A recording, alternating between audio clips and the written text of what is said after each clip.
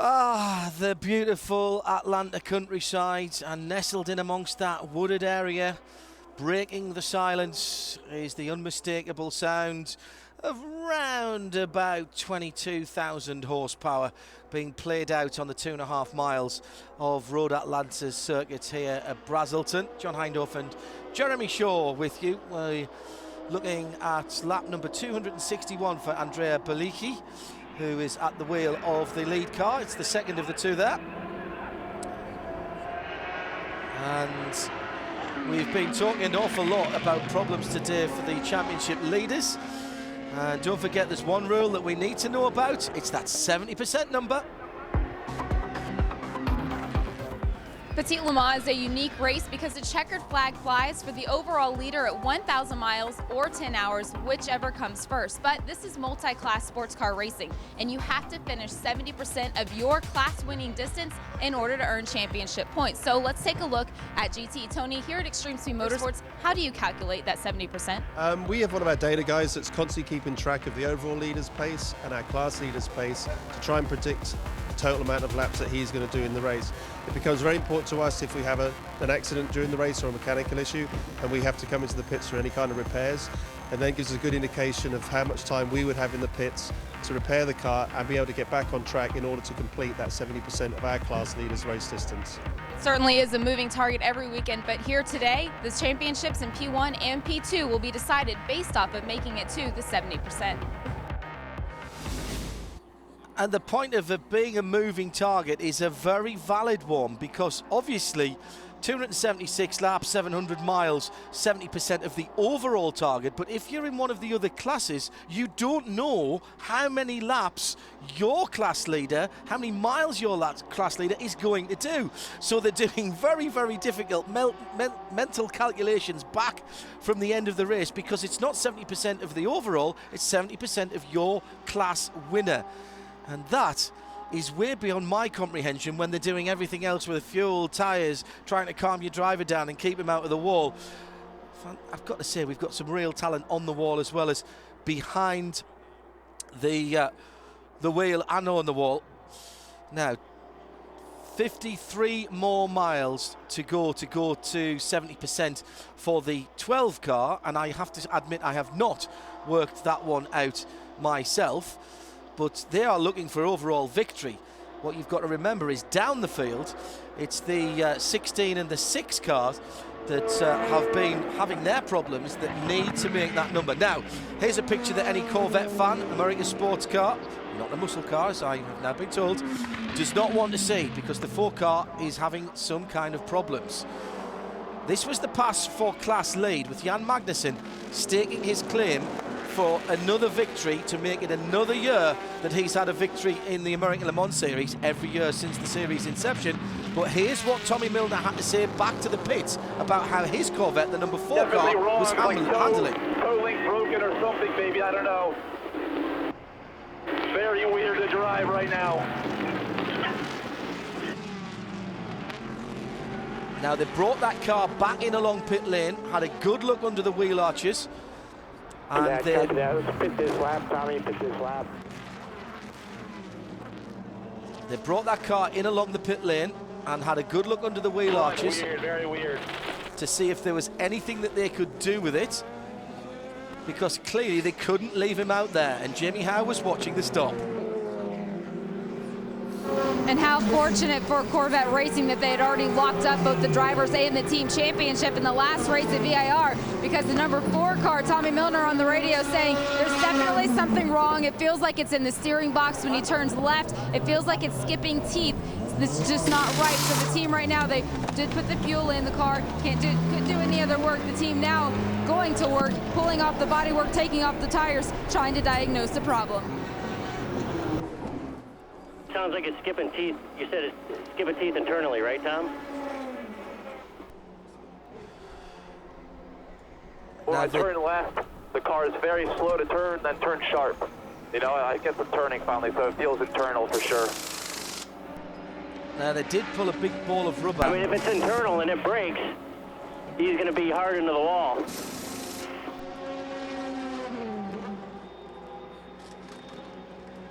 So they've brought that car in and put it behind the wall. It's the safe thing to do.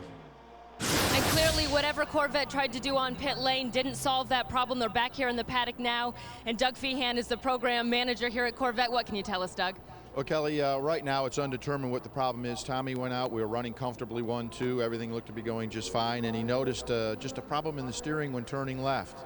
And, you know, rather than risk anything happening here, this is a very fast racetrack, we decided to bring the car in. We did a little inspection on pit lane, couldn't find anything, so now we're back here under the tent, see if we can find what the problem is. We'll get it fixed and get the car back out there. Again, the silver lining that it's on the number 4 and not that number 3 car, which is looking for second place in the championship. Well, it's why we bring 2, and Jan is out there, you know, trying to complete the sweep here of going every year in the history of the American Le Mans Series with a victory. So, yes, if it had to happen, it's good it's happened to the championship car, and we'll let Jan go out there and win this one. Thank you, Doug. We let Jan go out there and win it. I think Jan was pretty close to taking that anyway, and he is heading the field at the moment by just 0.3 of a second last time he went across the line, because look behind him, and the chrome-plated car is that of Scott Sharp, and that is the battle for first and second. They've had their trials and tribulations, ASM. They should have locked up the front row, and there is the second-place car coming across the skyline at 2. Jörg Muller just a lap off the lead in third position in the 55 car. That's the first of the BMWs. That's 3 manufacturers. In fourth position is Pat Long in a Porsche. That would be 4 manufacturers in the top 4 of GT, and that is a battle that we know, well, from experience, from glorious experience, that will run all the way through to lap number 394. And of course, it's not beyond the bounds of possibility that that might change on lap 394, as it has done in the past. 265 in the bank now for Baliki at the head of the field for Rebellion. Delighted to say that Scott Atherton has joined Jeremy and I in our salubrious surroundings of the GPC. Scott, welcome back to our booth. Good to have you here. Sorry we couldn't join you for the state of the series, but we were doing work for the start of the program yesterday. And what a great announcement! Everything up, everything bright, and look at the crowds here today as well. You've got to say, this is just awesome again. Another great crowd. Hats off to Jeff Lee and his team for working so hard. I mean, it's a combined effort here. This city of Atlanta, and Brazelton in particular, is headquarters of the American Le Mans Series presented by Tequila Patron. So we kind of join forces between the series and the track to make sure we don't leave any stones unturned. But great weather, great crowd, and another fantastic race. The whole American Le Mans Series ideal is really built around Road Atlanta and Petit Le Mans. It was the first race. It could have been a standalone. It might never have happened again, but it spawned the whole series. And in some ways, the atmosphere that is here out on the banksides is all pervading to the series, and has been for the last 13 odd years. I couldn't agree with you more. I referred to it yesterday that Petit Le Mans is the birth mother of the American Le Mans Series. And you're right, the culture that was established here with that first race back so many years ago is what has crafted the series and given it its DNA that has taken us to the point we are right now. You know, Don Panos gets all the credit for having the vision back then before anyone else did. It's kind of easy to look at this now and say, well, of course, it's perfect, you know. But somebody had to think of this first, and thank goodness when it was a single event. And the talk soon turned to, we can't just have one of these, we need a whole series. And, you know, I think we're all thankful for that. A couple of big announcements on Friday.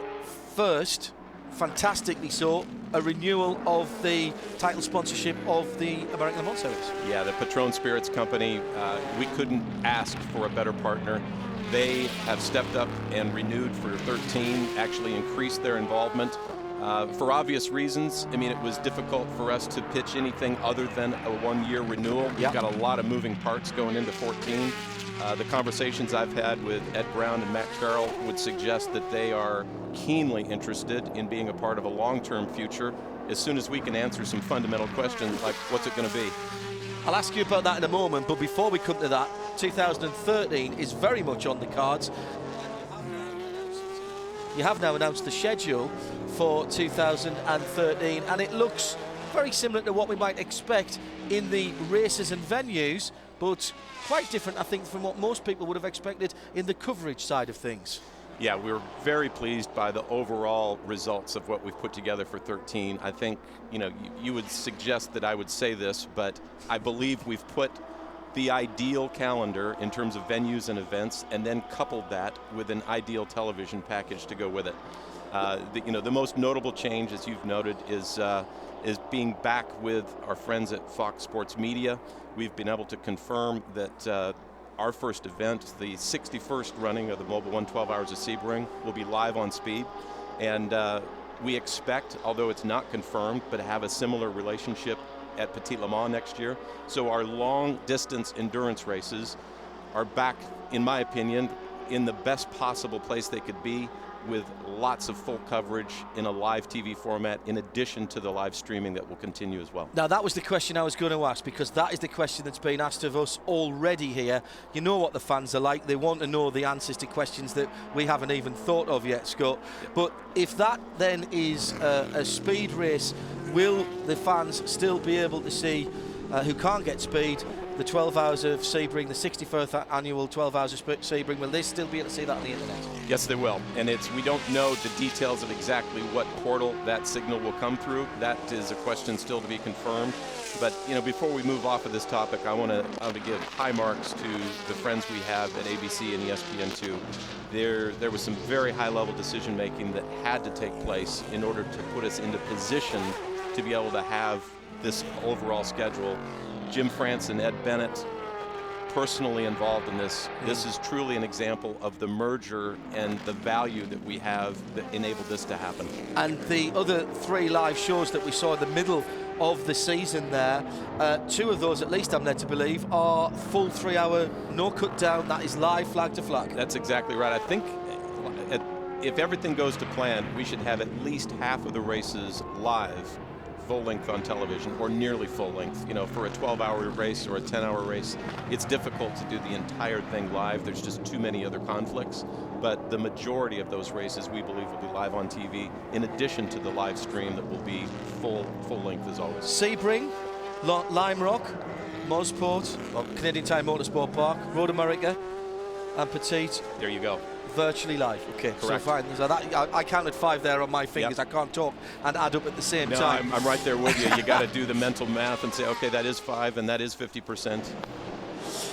Got the leader in P2 coming in the pit lane. Don't go away, please, Scott, because I've got a couple of other questions. Taro Koki is down in the pit lane with the P2 leader. P2 leader Martin Plowman just came in. David Hannemeyer Hansen jumped in the car. They finished refueling and they're putting on 4 new Dunlop tires. Taking Plowman a little bit of time to secure David Hannemeyer Hansen in. He's got a lot of things to plug in. Water, the ID, the driver ID tag as well. He's that guy. Installed ones. And can't seem to get the engine on. It's stalling. There we go. He's that guy at the front of the car who puts his hand in just as the driver about to go and fire it up, the bravest man in the world. 0.55, Scott Tucker then takes the lead in P2 in 3rd position. 0.37 has just come in and out of the pits. So yes, the 0.55 will go through. Scott Tucker takes the lead in class. And we would expect to see that car onto pit lane in the next lap or 2. Last stint, the 0.55 car did 1 extra lap compared to the 37. We'll see if he can do the same again here. Maybe it'll be 2 more laps before that car comes onto pit lane. Now we'll keep an eye on what's going on the track, but we've got Scott Atherton here with us, so we'll take the opportunity to ask a couple of more broad topical questions, and the big ones. We've mentioned the schedule for 2013. We'll come on to 2014 and whatever you can tell us in a moment, Scott. But the big talking point about 2013's calendar is the calendar and the clashes between yourselves and the WEC. Gerard Nouveau, I know, and Monsieur Fillon, the president of the ACO, they've been here. They think enough of this event to have announced the ELMS calendar here today, as we've got the 27 Dempsey car off on the right-hand side of the circuit. So we'll come back to that point in just a moment, and that is Patrick Dempsey at the wheel of that car, and that is driver's right after turn number 7. Patrick moving around in the car, you can see that quite clearly. but that is the nose of the car into the wall, driver's right. Jeremy. We've seen a couple of different cars do that during this race so far. Looks like a pretty heavy impact there for Patrick Dempsey. That is going to bring out the 5th full-course caution of the race. Well, we'll keep an eye on that, and I'll get a quick answer, if I can, from Scott Atherton as we wait to see what happens here. Calendar clashes, Scott, it's a perennial problem. It is, and I wish I could say there was another option. You know, it really is getting more and more difficult all the time with more series, and you know, we've had a lot of driver feedback about other clashes with major events in Europe. And you know, I will be candid with you on this one. We did make conscious decisions based on what's best for us here in the American Le Mans Series, knowing that in some instances it's going to clash with other international events. And it's in the case of the conflict next year with Fuji and the WEC event and Petit Le Mans next year, unfortunately unavoidable. There's no wiggle room there, Scott, from this side of things. At this point in time, unfortunately, no. Now, I'd never say never, because things can change. You know, there could be unforeseen variables that enter the equation between now and then. But this was a calendar that was not arrived at casually. No, of course. You can imagine the amount of time and, juggling all. There's so many moving parts whenever you're putting a schedule together. It's the venues, it's other events in the market, it's the television, it's so many things that have to be taken into consideration.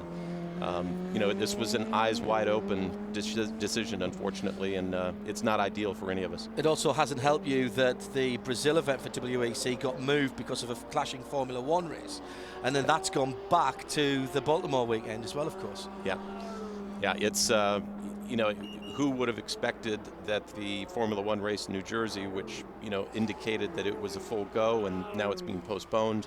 I think there's all kinds of issues there when it comes to the World Council and how they treat the calendar. So well, that moved Le Mans, didn't it? Which effectively had to move Brazil as well. So, yeah, it's a constant, you know, and everybody deals with it, and you just got to do what's best for you. Well, hopefully something can be done, because I mean, there's time zone differences. It's not as if we won't be able to watch both of them, but I'm on a personal level, it means I can't go to both, and that just for me, you know, I'm a bit disappointed about that. 2014, we've had the historic announcement. You talked to us on Midweek Motorsport very kindly when you came back from the announcement, when you got back to your office, about what we knew at that point about the Grand Am and ALMS getting together. We're a couple of months down the line, I won't say that, or a month or so down the line, I won't say the dust has settled, but clearly a lot of work has gone into that very short period of time. That's exactly right, John. Much of this work is obviously being done out of the public eye. We have had a board meeting with the new company. We have had a manufacturers meeting that involved 12 different manufacturers and an agenda that covered many topics, among them the obvious, you know, the class structure and the technical rules that'll surround that. We have formed 7 working groups within both organizations that are staffed with membership from both organizations, representation, reporting on a weekly basis to senior management that again is shared between Grand Am and the American Le Mans Series, and on a monthly basis back to the board. Frankly, we have gone to all parties involved and said, please give us the opportunity to finish our season. Grand Am finished theirs about 3 weeks ago. This weekend, we wrap a bow around ours. Big race today, big banquet tomorrow. Monday morning, we roll up our sleeves and go to work on delivering against 2013 with a balanced approach planning for 14. There has to be, even if it's just an idea of the class structure, that has to come pretty quickly, Scott, doesn't it? And I spoke to Scott Elkins earlier in the weekend, and everybody understands that, and we should assure our listeners, our fans, and indeed the teams who are here now or indeed thinking of coming here, that the imperative of time is well known by you and everybody else involved in this, and they know that the end of the year, the early part of next year is an absolute to get that, at least the idea of the class structure out there. Yeah, specific to the class structure, the commitment is to have the details, not just the broad stroke, but the details confirmed before the end of the year. Wow. And I think every effort will be made to do it even before then. I won't try to put a date on a calendar, because it's just, you know, that would be dangerous and be afraid we'd miss it. But there was a comment that I used in the State of the Series that everybody involved understands clearly the opportunity, no doubt unprecedented, But equally to that, we understand the responsibility we have to get this right. Yeah. And, we're not going to serve the souffle until it rises. It's just not going to happen. We want to make sure we get this right. Just looking a little further forward, and it's slight speculation, but I'm old enough to remember the last time the American sports cars were all together before the advent of the American Le Mans series. And it was very American. It was very strong. It served a broad constituency. And in fact, it was so strong that eventually the ACO had to have an IMSA GTP class at Le Mans. Now, I'm not suggesting that's going to happen in 2014 or 15, but if that scenario came round again, that wouldn't be the worst thing, would it? If you went off a little bit to satisfy the American audience and then eventually came back to the ACO? I think our priority is satisfying the American audience, but it's not to the exclusion of existing relationships and existing ties that we have to the ACO and certainly to Le Mans. I mean, when we announced that was a priority to retain those, that wasn't just hollow words. That's sincerely has been embraced by everybody. Jim France, Ed Bennett, you know how Don Panos feels about it. He has a special place in his heart for Le Mans, and that will never change. And we've had a very successful meeting. We announced to our teams that we took Ed and Jim back to Le Mans to meet with Pierre Fillon, the new president, Gerard Nouveau, and their entire technical team. Could not have gone better. The second meeting, I can tell you now, has already occurred. Again, a very productive exchange. Despite what you may be reading, and there's a lot of experts out there that are providing their opinions, there truly is a merger taking place here. There's two things, in my opinion, that have happened. No doubt there's been an acquisition. The acquisition involves bricks and mortar. It involves Road Atlanta, Sebring, hotel. No doubt a acquisition has happened. But there's also a merger. There's a merging of two cultures, two racing series that will ultimately become one. We have a commitment to fulfill against 2013 at the highest, strongest level. I think yesterday's announcements put some substance behind that. But surely as well, for all these doom-mongers, and they are legion, saying it's never going to work, it should never have happened, and it'll all go to you-know-what in the shortest amount of time, we're already seeing the positives of it. So, Scott, you mentioned the fact that the guys down at Daytona have helped out with the 13 TV schedule. Yeah. The manufacturers have already had a meeting. The ACO manufacturers, if you like, have already had a meeting that has encompassed both the ALMS and the guys from Daytona. So things are happening already, and positive things are happening already. Yeah, as I said, there's if you want to figure out a way to describe this as a negative, there's a lot of opportunity for that. That's a big hit. I'm glad Patrick's okay. Mm-hmm. Yeah. That's remarkable. I think the car did exactly what it was supposed to do. Yeah, that's nice engineering from the guys at Huntington at Lola. Wish them our best as well as it comes in. The pits are open for prototypes, so a quick final thought from you, Scott, on this final event of the 2012 season and the 13th season to come. This is not the end of Petit Le Mans. It's not the end of Road Atlanta as having this great race. Not in the least. And I'm going to go out on a limb here and say, regardless of what 2014 brings, our commitment here and certainly our desire would be to keep this fantastic endurance event intact in name and in form. I think this is the legacy of Don Panos. This is the legacy of the American Le Mans Series. We've got a lot of work ahead of us, but I think everybody involved recognizes the value of such iconic events as the 24 Hours of Daytona, the 12 Hours of Sebring, and right in that same caliber is Petit Le Mans powered by Mazda. And thank you for coming and talking to us, and therefore the fans and the enthusiasts, not just here on the PA and the radio at Road Atlanta, but worldwide. And rest assured, you and I have talked about this before, that's not going to change either, is it? Not a bit. And I just, since we're at the close of our season here, I want to give my my appreciation to both you guys. You've done an outstanding job, as always, of keeping us informed. And, I think the fans around the world have such appreciation for the job you guys do. And it's certainly, I do. So well done once again. Not difficult to do with the entertainment that's put on. Scott, thank you very much indeed. Leader is in their pit stall. Taking advantage of this full course caution for Rebellion Racing. They've got a handful of laps on the next car for overall here at Petit Le Mans, so you can bet they're going to do everything clean and methodically. They're really under no huge pressure, but coming here to win from Europe to win the American Petit Le Mans, Rick. Here with the 055 car. Right now, Scott Tucker in the cockpit brings it in. He's going to stay in for this stint. It's interesting to point out that he is very close to winning the Drivers' Championship in P2 for the points he's getting in the 095 car. Remember, he started the day in the 095 car. He and Christophe Pichot, once they go 70% of the distance, which I believe is 276 laps, assuming that's the full distance, then they will have won the championship for the Drivers' Championship. So Scott Tucker drives away in the 055 car, but he's counting on the points in the 95 car.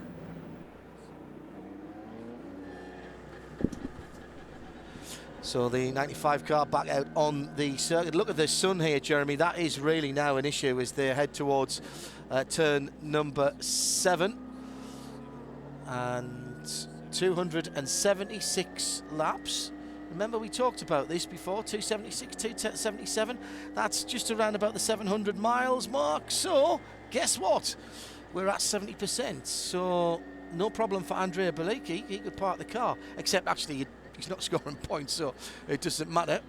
Now, because the 055 car is on the same lap, that means the 70% as well. So even if the winner was to be a P2 car, then at least the 055 as it stands at the moment would still be fine. It's GT pit stops now, and leading them in is the leader, Jan Magnussen, down into pit lane. This has fallen quite nicely in terms of time for these guys, because they're far enough through their stints to not have to make any tricky decisions about whether they come in for fuel. I suppose it might just be a little bit at the back of people's minds, Jeremy, whether they take tyres or not. As the temperature's beginning to drop, they might want to change a compound.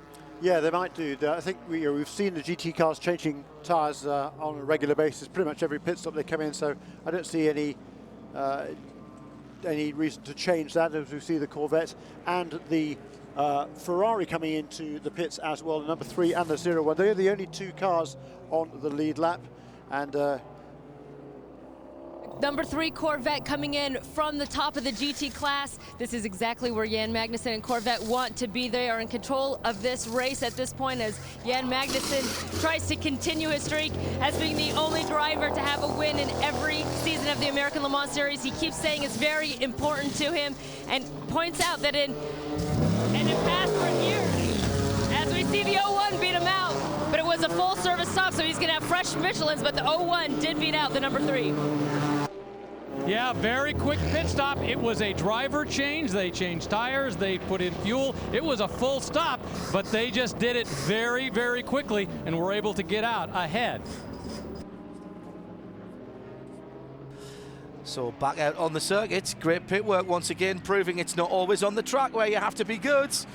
And Johannes van Overbeek then has taken the lead, and once again the Chrome cars are back at the head of the GT field. We're on lap 277 for the leader. The GT battle is far from over. When you look down there, Jörg Muller's only a lap off the lead in the 55. Surprised he didn't stay out there and get his lap back. The crowd is staying on, and well should they. There's plenty more action to come at Petit Le Mans.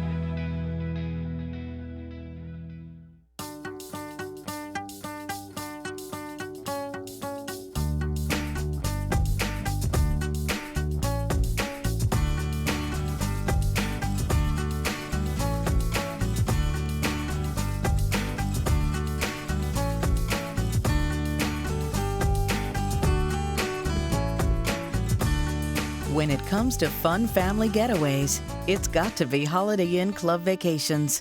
Room to be yourself. First day of spring. Oh, my battery is perfect. Yep, we've been on a battery tender for 6 years. Well, I wish I could say the same. What do you mean? Old man forgot to plug me in. Yeah, before I was on a battery tender, I flatlined. Ouch. Well, at least this couldn't get any worse. Don't let your batteries become a statistic. Connect a Deltran battery tender. Available at these fine retailers. If it's not a Deltran battery tender, it's just a pretender. Doc? Doc? Goose!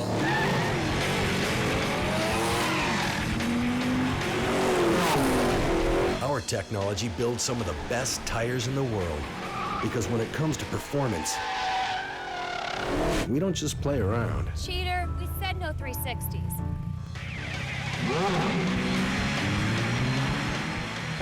Who's up for some leapfrog? It's the final round of the American Le Mans Series. Petit Le Mans, Road Atlanta.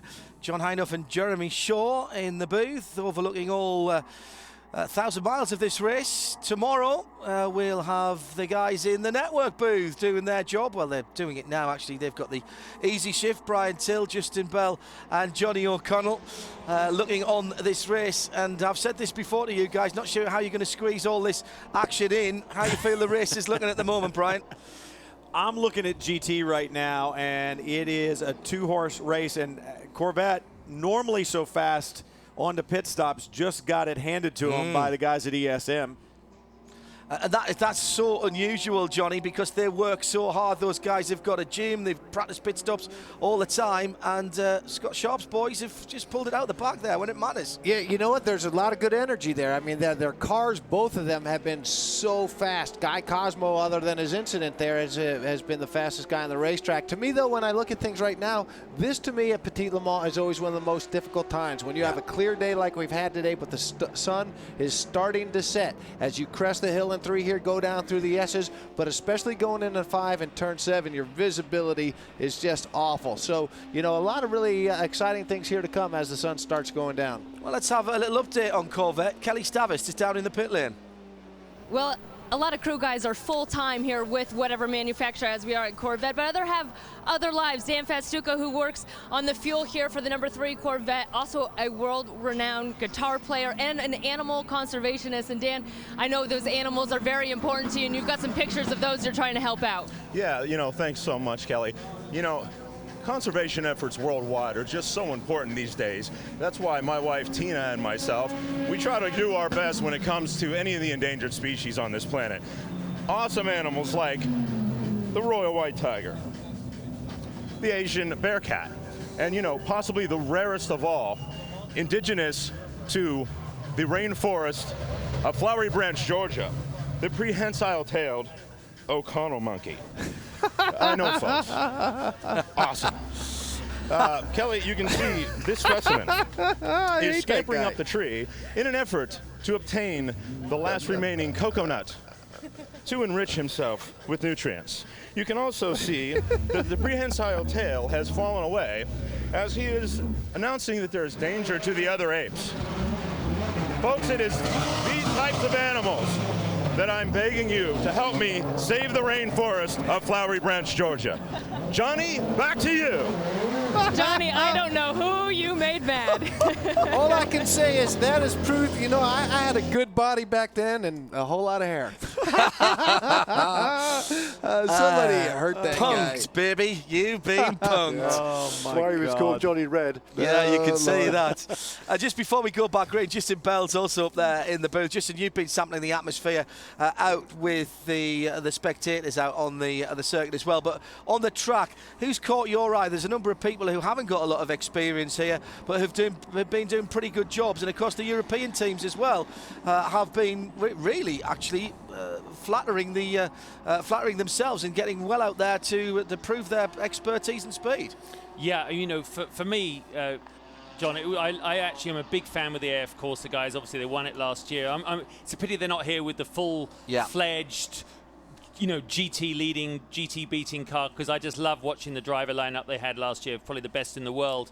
But you've got to look at the Rebellion guys, haven't you? I mean, I know they proved their mettle all over the world this year, but we were just saying in the booth, I mean, they came over here. They are on literally foreign turf for them, and they're showing there's a reason they're probably the world's best prototype team at the moment outside the big factories.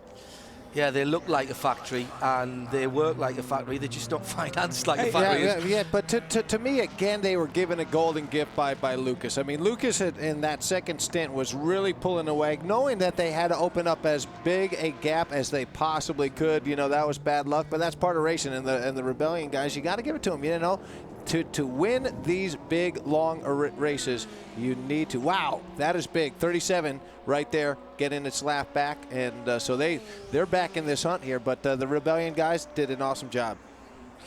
Now, there's a good reason for that as well, Brian, because normally we wouldn't see one of the cars at the head of the field wave by, but there's a rule there for exactly for this occurrence, isn't there? Yeah, you get waved by until the first class leader is behind the safety car, so that is a big, big benefit for the 37 team. When you talk about people catching your eye, what about in GTC, the number 30, the NGT team this weekend? They're leading the class, and those guys have done a stellar job all week long.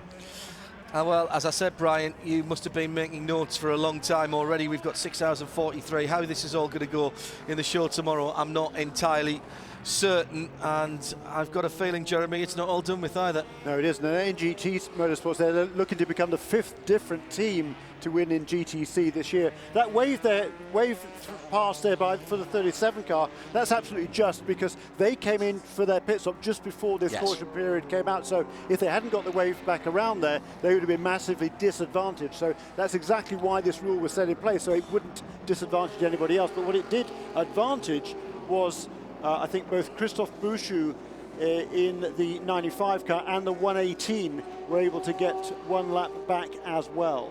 And Jacob, or Kuba Gemaziak, will be familiar to our European listeners and viewers because he was 3rd in the Porsche Super Cup last year. I think he took 3 victories last year, 2 victories. Thank you, Jeremy. And he was at the sharp end of the field, one of the TV programmes that I look at and do a bit of shouting on. I remember talking about him a lot. It's almost All Hallows Eve, of course. So the pumpkins are out and the IMSA branded one looked particularly good there. I thought that was a nice bit of artwork there. And as you can see, the crowd thinned out a little bit on the bankside, but quite clearly everybody is staying there. And then, oh, look at those kebabs there. They look fun. That's just unfair that we're being shown. Now, that's the poster again. Nice bit of artwork. That is really a nice bit of artwork. Being told from the race control that we're just checking the running order to make sure that everything is right. The lights are starting to be turned on around the circuit. And of course, here at Petit Le Mans, we run into the full darkness, unlike most other racing series.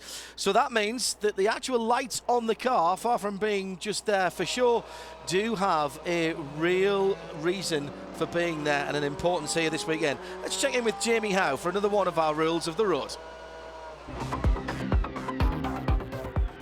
Sports car racing has always been about pushing the car to the absolute limit, even in sprint races. But this is endurance racing, and anything can happen. Matt, as a car chief, what precautions do you take for endurance racing that ends in the night? Well, for starters, we need to be able to tell the difference between our cars on the track and other cars on track. So we start by putting a colored ID light up in the corner of the windshield. We have a different color for both cars, so we know which cars on the track at nighttime when they come by, and hopefully nobody else has the same color to boot. And in addition to our regular driving lights, we have auxiliary running lamps on the bottom of the car for the drivers at nighttime to help them light up the road a lot better. Over here also we run larger brake pads, larger rotors, so we don't have to change brakes throughout the event, so it's going to last at least 9 hours. Inside the cockpit we have auxiliary lighting so the drivers can see all the gauges and the switches at nighttime. And finally we have light up number panels so the fans can see what the cars are and we know where our car is also. And in addition to all of the changes on the car, you'll also notice that most of the teams have also added an extra driver. And we won't quite see the mood lighting inside those cars at the moment. It's not quite dark enough, but as you can see, thought being applied to all of the running gear and those curb lights, you'd be surprised how much difference they make. Thanks to Brian, to Johnny and to Justin. Check your local schedules. But tomorrow afternoon here in the United States is when they will be bringing you the highlights of the 15th annual Petit Le Mans for 2012. So far away from going back to green flag now. Just trying to see the... Now, the 55 and the 37 are now just 7 seconds apart in the traffic, of course, few cars behind them. The 01 and the 3 are line astern, I think, in the safety car line. And also further down, GTC is the 30 and 22, and they're pretty close together as well in the line of cars. There's the GT battle, and we were right. Nothing between them. Oh, you can almost see the fangs, can't you, on the front of that Corvette, as it all of a sudden just looks a tiny bit meaner in the rear view mirrors. The good news is that the steering problem for the number 4 car that took Tommy Milner off the circuit has, well, for the moment been rectified, we hope. They've taken the time to do a steering rack and component change to try and alleviate that rather bizarre problem where Tommy Milner, remember, was reporting he was turning it and nothing was happening, and then everything was happening, as if there was some kind of teeth jumping going on in the internals of the steering, which must have been terribly disconcerting. So that car is back out on the track, having lost a few laps. It's taking it out of contention, of course, but very much still in contention, Jan Magnussen. And Jörg Müller did stay out on that run round, so he has got back on the lead lap. That's the other thing that's really important. He's now 27 seconds behind Magnussen, but the 55 BMW, the Crown Plaza BMW number 55, is now back on the GT lead lap, and that's all down to the pit strategy there, Jeremy, and that was a smart move by the guys at RLL. Certainly was, and that's exactly what they needed, because otherwise it was becoming very much a two-horse race. And we'd seen that number 55 car running for a long, long time right behind the class leader, but not quite able to get his lap back, so he had to wait to take advantage of that yellow. When the other two came into the pit lane, they stayed out. That got them back on the lead lap. Yeah, puts them slightly off kilter, of course, in terms of their pit stops, but what they'll be hoping is that that tactic pays. Didn't have a choice, really. You get the opportunity to get back on the lead lap, you've got to take it. Anything can happen in the next 110 laps or thereabouts. Now, some problem with the back of the 6 car there. Certainly a bit of bodywork waving around on the left rear. Has he had a spin? Now, he's way back down the field, of course, but look at the left rear, the legality panel, or what we sometimes call the cheese wedge. It's wobbling around there. I wonder if he's had a little off-track excursion there and we caught him coming back on. If that is the case, our wonderful team will tell me, and we'll probably be able to show to you. So at the moment we're just speculating. Warren Hughes there in the middle of the shot in the Murphy Prototype 118. His bright orange colour scheme on his racing helmet is always easy to spot, and Jody Firth actually has got a bright yellow one, which it makes it easy for those two to tell apart. It's been a pretty good first season for the Alex Job Racing battery tender Lotus Evora, and Townsend Bell's been part of that. He's down in the pits now with Kelly Stavist. They knew it'd be a bit of a development season here for the Lotus. Townsend Bell, how will you sort of reflect on 2012? Well, we've learned a lot. We've really improved our Lotus. Our partners have been incredibly loyal. Battery Tender, William Rast, everybody, Schecter Guitars. And we've learned, most importantly, what we need to improve this offseason. We need a little more power, a little more downforce. We know how to get there. We're ready to do it, so we're going to come back swinging next year. There was also talk of perhaps expanding the team a bit. Yeah, we'd like to add a second car, and we'd like to get through one of these races without being disrespected. We got hit, 20 laps in by the Falcon car, broke the rear suspension, we got it fixed. Guys are doing good laps now. Johnny's out there with us, and we're just going to try to bring it home, focus on next year. On a personal level for you, a lot of people will know you from Indy cars. You race the Indy 500. What's it like coming out here, your first full season in the ALMS sports cars? I love this series. I love road racing. This is the best tracks in the U.S. A lot of tracks that I haven't been to for a long time, so it's been a real homecoming for me in a way, and I'm having a blast. All right, thank you, Townsend. The number 95 car has come into the pits. Christophe Bouchou gets out. We've got Luis Diaz in the car. Just taking a few extra moments to button everything back up. But the significance is Bouchou gets out of the car as the championship for P2 in the American Le Mans Series. They've done what they needed to do. They went the distance, and now he's the champion. Out he goes, back in. 70% distance has been completed. Along with Scott Tucker. Yeah, along with Scott Tucker. They will be co-champions. Luis Diaz hasn't raced the full season. At BJohn06, among a number of people who have been tweeting at Specutainment to Jeremy and myself here in the booth, asking why there are no leader lights on the cars this weekend at PLM. We haven't had it all season, actually, in the American Le Mans Series.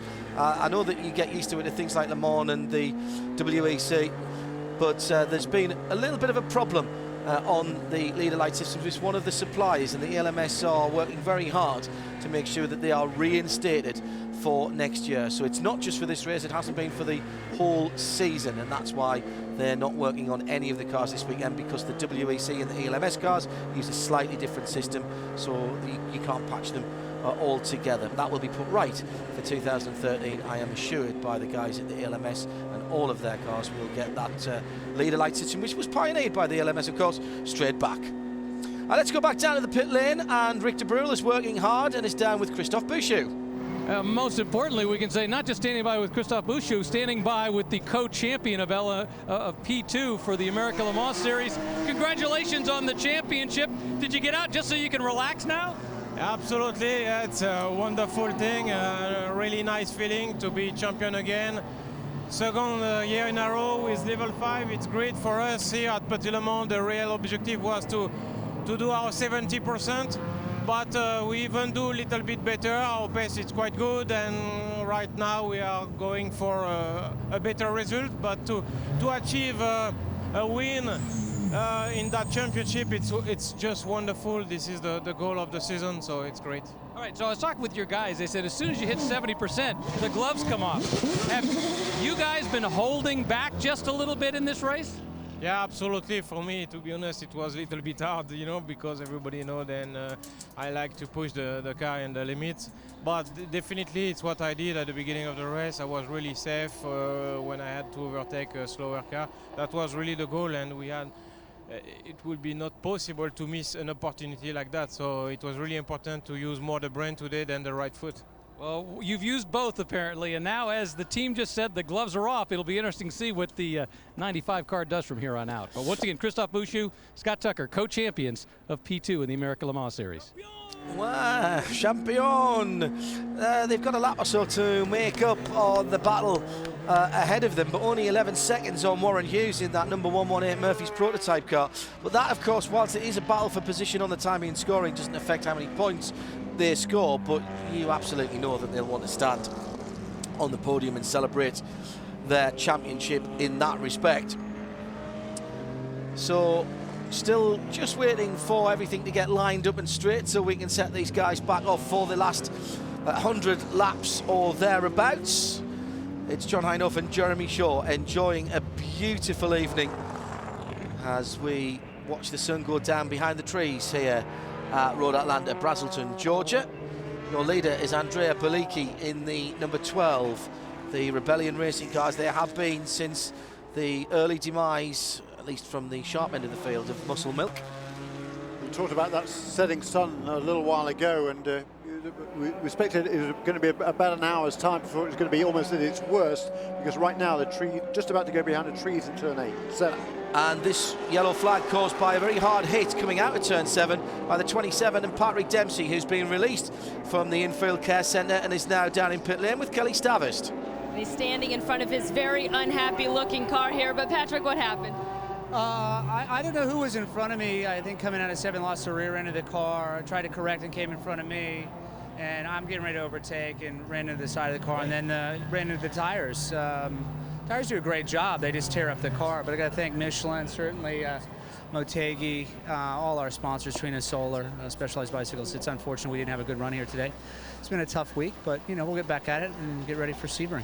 We know that the goal is Le Mans. You said you treat every race like Le Mans. It certainly had an international feel similar to that here today. So I know you say you're a bit disappointed, but overall the experience?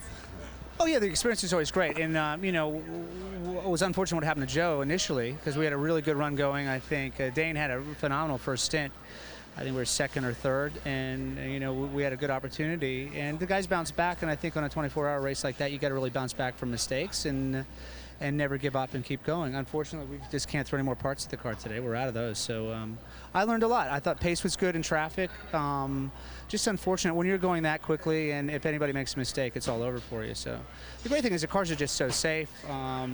Everybody was on top of me right away. I got to thank all the safety crews. They're really great, and the safety barriers and all that, make a big difference. I'm really appreciative to that, but it's unfortunate. Guys worked really hard.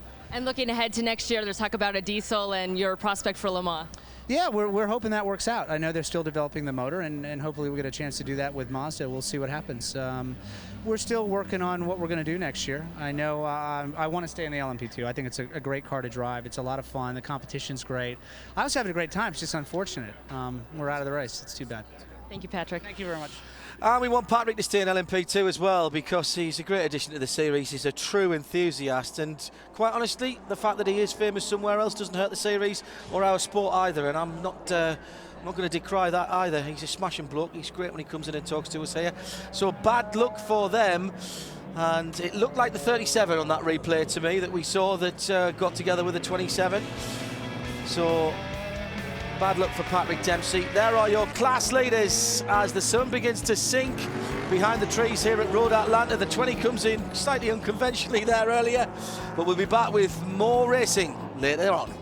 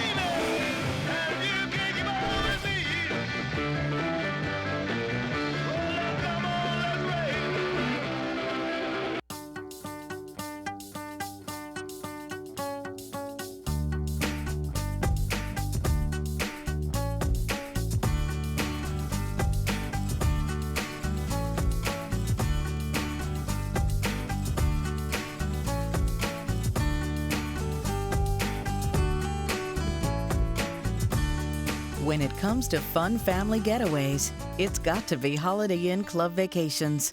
Room to be yourself. First day of spring.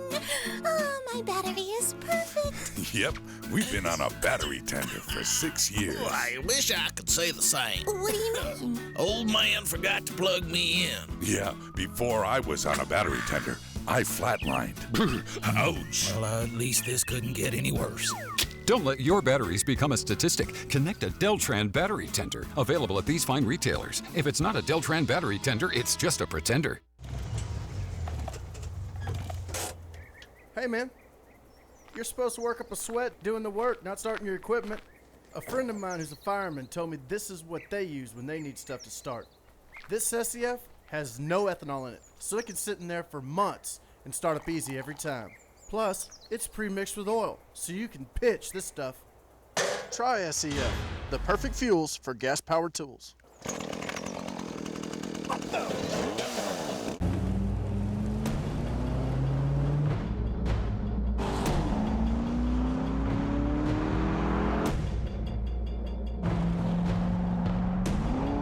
It's not just what we gave the new Corvette 427 that makes it special. It's what we didn't.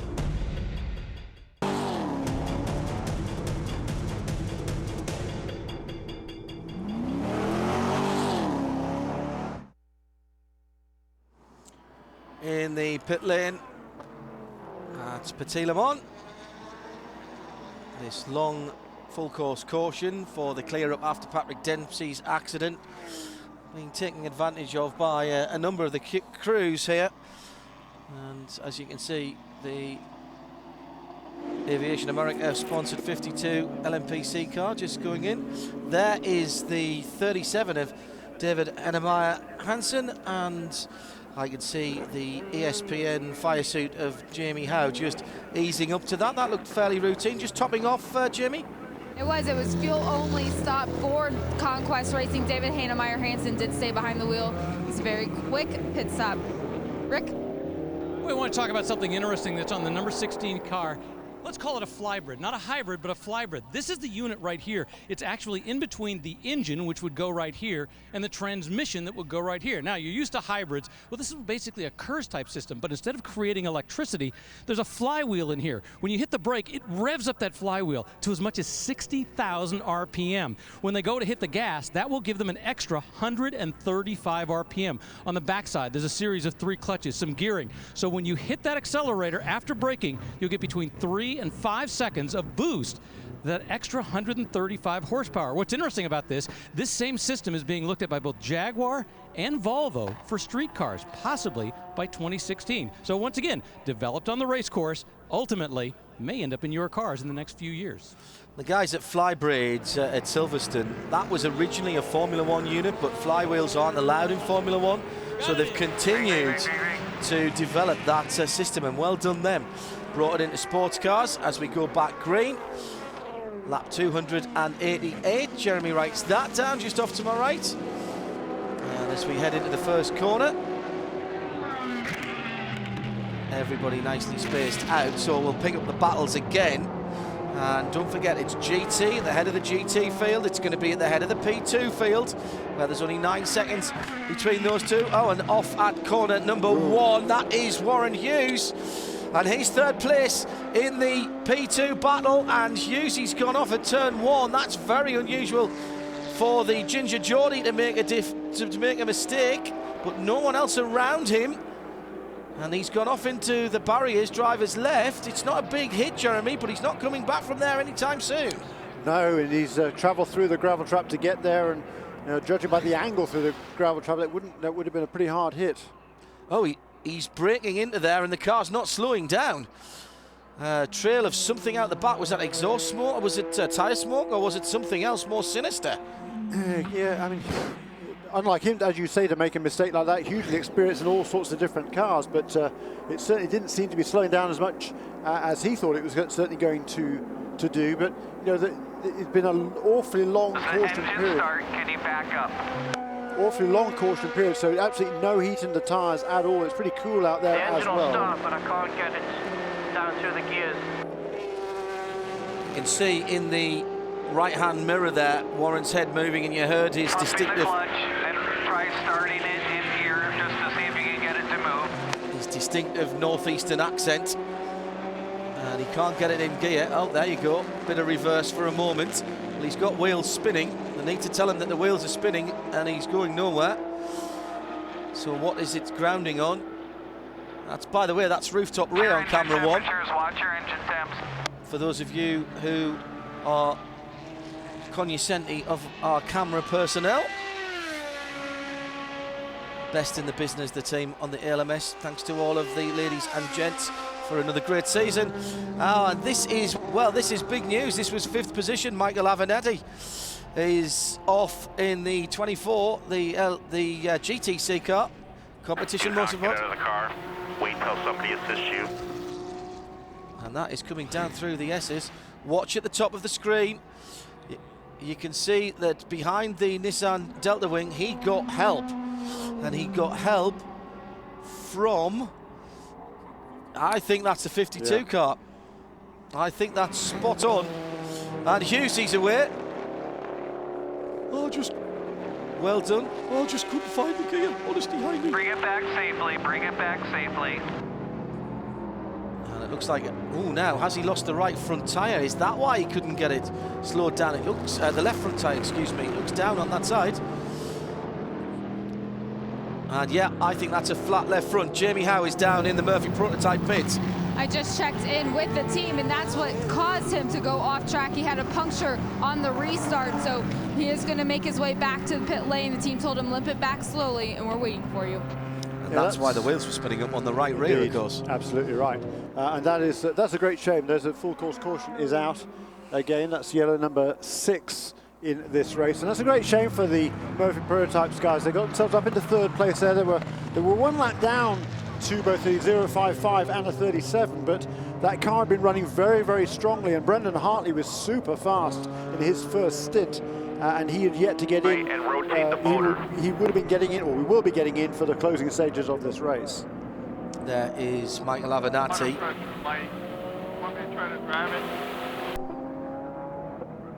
Asking whether he wants the guys wanted him to drive the cars. He's talking, he's fine.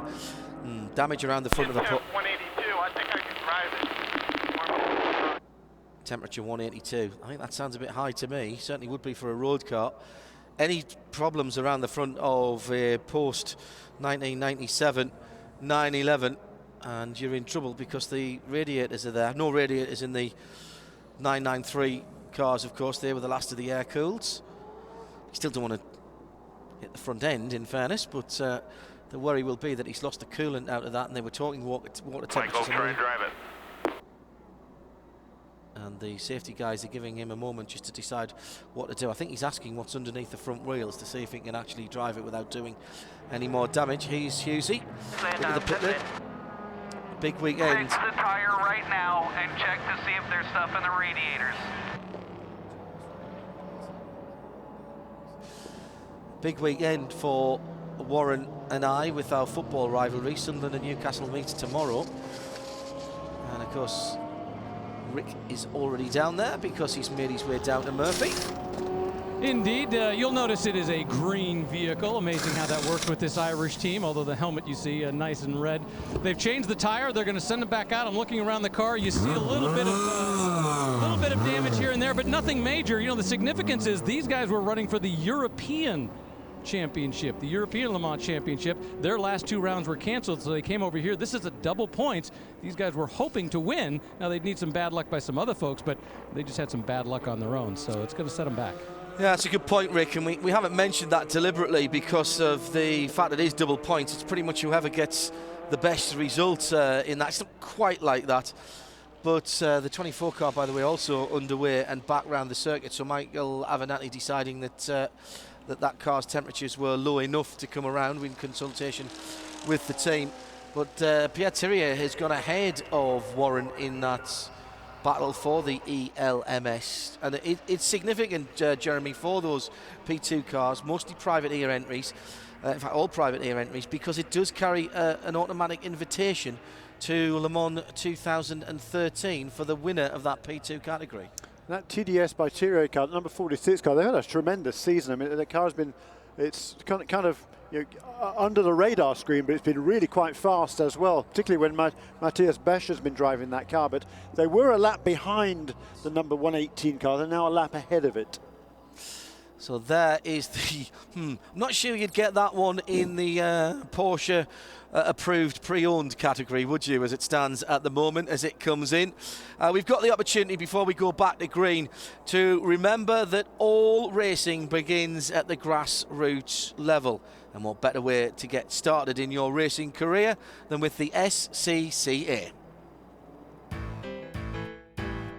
It seems like in a lot of the racing series, or especially in open wheel, the path is really hard to get to the top. There's so many different choices you can make. While with SCCA, they make a clear path of this is the best way and the most efficient way to get to the top of sports car racing. So it takes a lot of the stress work out about what series to go to, and you can just focus on doing the best in the series you're currently in. The fan exposure we get here at the ALMS is insane, where normally we come from just doing local races. Now we're in front of biggest crowd in sports car racing in America, and I'm actually driving around and there's actually people I don't know watching me now. So it's pretty cool to see that our races are on TV and we have this huge fan base here, and it's just great to be a part of this whole event. And I've got to say, that MX-5 championship we were watching the other day, yes please, I'd love to have a bit of that. What a cost-effective way, nothing cheap in motorsport, a cost-effective way, though, of getting started. Some great racing there. One or two of the fans getting ready for the rush off at the end of the race. We've got a few moments before we go back to green flag, so let's go down to the pit lane. And one of the real success stories of the American Le Mans Series 2013 and particularly 2012, sorry, and particularly Petit Le Mans has been that of the Viper, and Tommy Kendall has been instrumental in the development of the SRT machine, and Kelly is with him now. Well, we've certainly seen a big improvement. Tommy, things not going exactly how you'd like them at Petit, but you guys showed so much speed early on. How about the progress this program has made in a short while? Well, that's the positive takeaway for sure. You know, just even from Baltimore to here, he made huge strides. If you would have told me at Mid-Ohio that we'd be 4/10 off the pole at Petit, I would have said, wow, I wouldn't have believed it. But tribute to the Riley guys and the SRT folks. I knew it was only a matter of time, given the people involved, but it's happened quicker than we thought. The day started out with a lot of promise, but we've had lots of little things. We've been in the garage for the better part of the last 2 hours with a shifter issue. It sounds like they just found that, so we're going to be back out here pretty shortly. I do want to give a shout out to Frank Resiniti, who oversees both cars. His wife just had a breast cancer diagnosis. He's wearing a pink visor and so forth. So I want to give a shout out to Jerry, but don't want to end on that bummer note. So we're pulling for the 91. They've had some trouble. They were up in the top 5 there for a little bit.